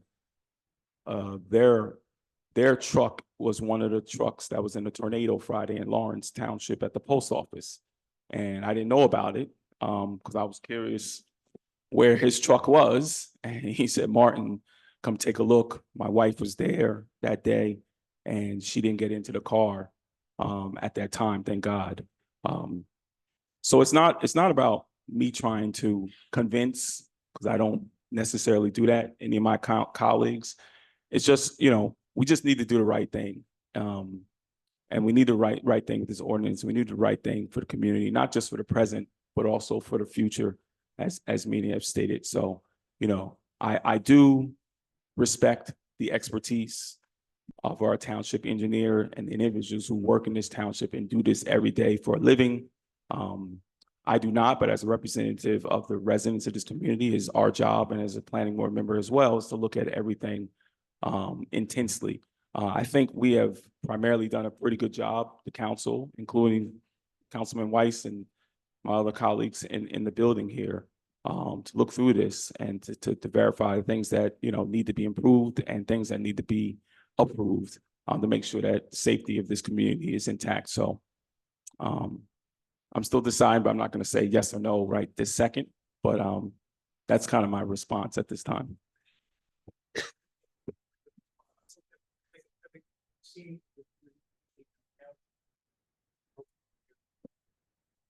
Yeah, and I mean, I think a lot of times we come before rooms like this and we have, you know, what, 8 or 9 individuals that come in here. What I think a lot of people don't really realize as well as council members is how many others we speak to who are for or against certain topics of discussion, big discussions in this community. And how many times many of us spend having conversations with people about things that are very important to them, because what may be important, very important to this neighbor down the street, that person, it might not be that important to them. So it is a tough job being on this planning board and as well being council, because you have to try to make the most fair assessment of everything. And that's kind of, I think, what most people ask us to do, is try to make the most fair assessment. And a lot of times, sometimes it's going to be unpopular. And sometimes it's going to be something that is popular and something that people agree with. So those are my comments. Mayor? Just something to build what Martin said, and then I have one question. Roughly 8 or 9 people spoke here, there are 30,000 people in the township. And I talked to a lot of them. Usually people, when they're happy, don't show up. When you cancel a football game, you get 500 people at the school board meeting. But nothing happens. So there are a lot of people, I talked to them. And this is not just a representative of the community opinion. The same 6 or 7 people, a couple of them have 2 different lawsuits going on against the township. I can't comment on the lawsuits if they are still active, but it's the same, and I don't believe that's the representative of the community or how the community feels. And since Francis worked very hard on the ordinance, I would like to ask him if this would improve the situation going back to compared to the previous ordinance.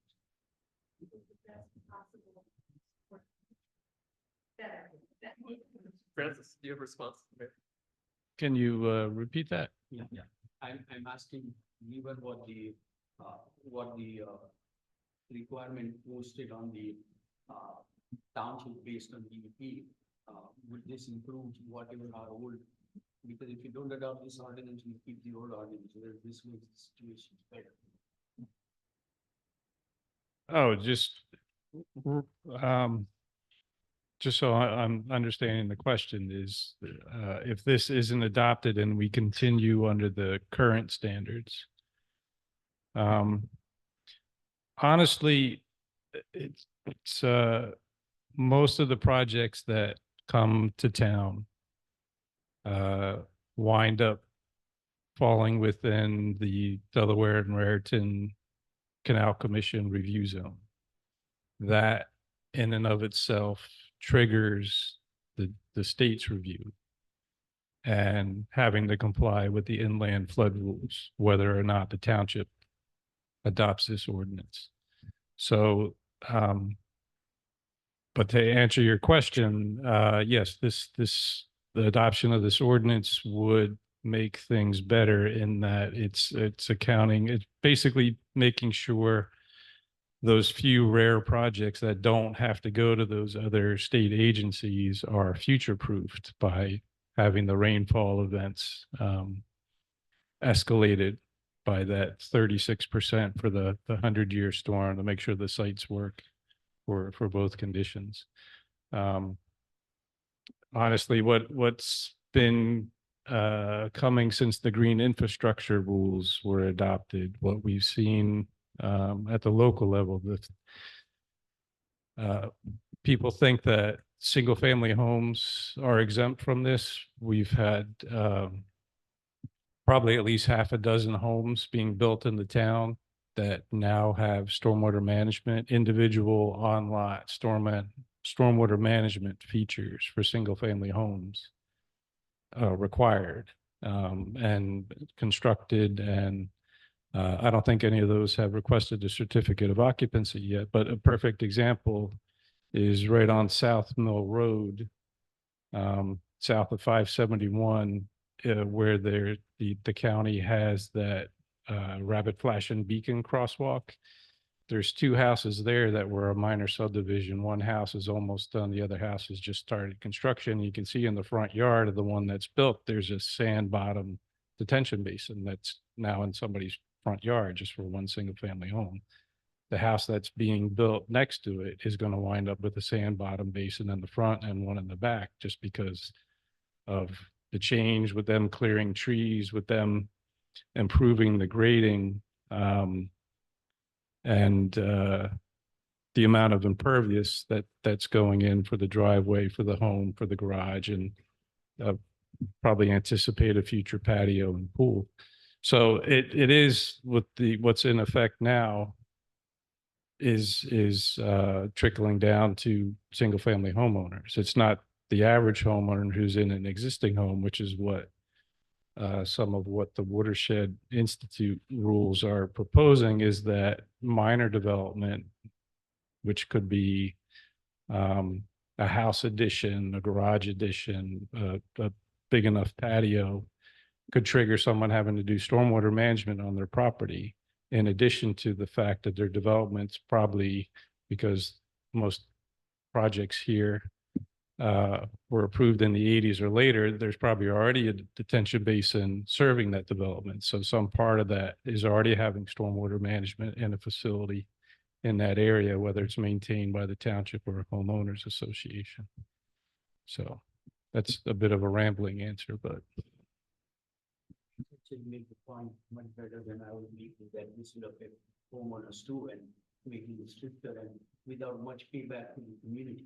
I mean, if they were going to stop flooding on Washington Road, that's a different matter. Yeah, I mean, well, it's interesting you say that, because that's one of the problems with the developments that don't have stormwater facilities, like Penn's Neck, like Berrien City.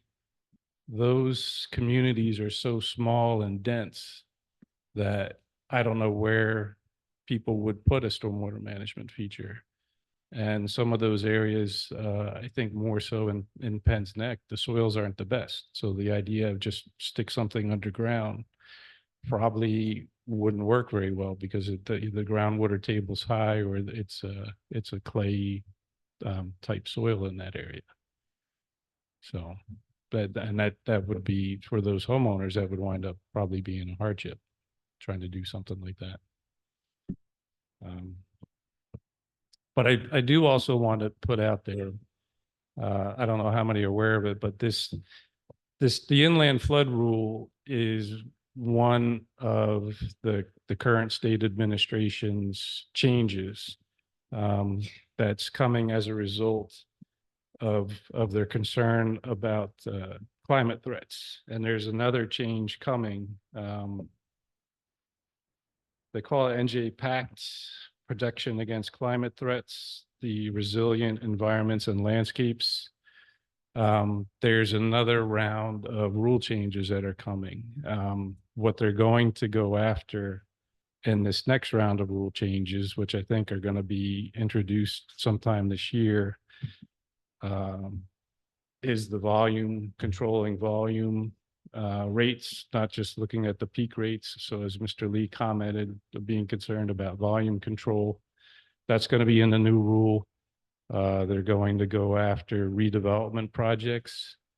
So if you have a site that's been around and has existed and has drained to a facility like the tennis center, it's built right next to a stream, but if that were to redevelop, they're going to have to find a place to put stormwater management for whatever they redevelop before that discharges. Whereas right now, that's been a loophole that's been in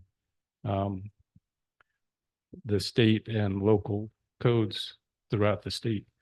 But obviously there's an advantage to that being a loophole, because redevelopment projects can be some of your uglier, more costly projects because they're not attractive. They have environmental cleanup costs associated with them. So I give them credit that they're now making that a blanket requirement across the state with these new rules when they're implemented, because in a way, if a town were to require that, but their neighbor doesn't, then anybody who wants to do a redevelopment project would obviously save money by redeveloping in the town that doesn't have that requirement, as opposed to the one that does. So, but with the state making it mandatory for everybody, then it'll be a level playing field for all the municipalities in the state. So, Are there any other questions for Francis? I from do. the board? Y'all got me talking now. So my question is, Francis, what you've heard here, from the dais and also from the public, do you think any of these ideas, suggestions will impact West Windsor, our West Windsor flooding problems, the problems that we have currently now? A lot of our development, especially what Mr. Oberman had referred to, unfortunately, as he also answered his own question, that the flooding is due to the millstone. And by the time the water gets here, it's already run off of the other communities upstream of us. So all those communities upstream would have to do something in order for us to see substantial change or significant change. And with the flooding happening today, any new development that they do isn't going to reduce that. So it's going to be those redevelopment projects upstream of us that put in stormwater management where there isn't stormwater management currently, or as was discussed, I apologize, I don't know which resident touched on it, but the watershed improvement plan. Oh, I'm sorry, Councilman Weiss. The watershed improvement plan. When those studies are due in about 3 years, they're going to have, on a town by town basis, each town identifying what projects could possibly be done in town to improve water quality, to improve flooding. For right now, not knowing what those problems are definitively, it's hard to be able to justify increasing our standards for new development, because again, it doesn't change what's already in place. It only goes after what's in the pipeline in the future. So I don't know if that answered your question at all. Good point. Thank you. Are there any other comments from the board at this time? Martina, could we review what the motion is that we're about to vote? Motion is to refer the stormwater management ordinance as Had a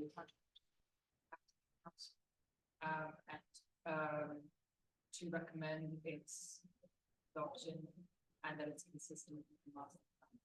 Did we get all the language right, Sam? I'd like to call the question. Could we have a roll call vote, please? Mr. Rivera, Yes. Mr. Begg, Yes. Ms. Barry, Yes. Ms. Applegate, And Councilman Whitfield, Yes. Mayor Marate, Yes. Vice Chair Hoberman. No. The motion has passed.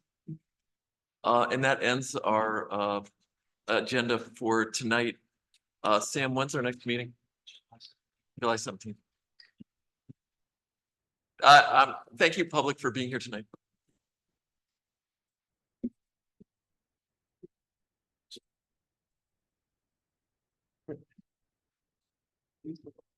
I know you. I'm sorry, before you change the ball. When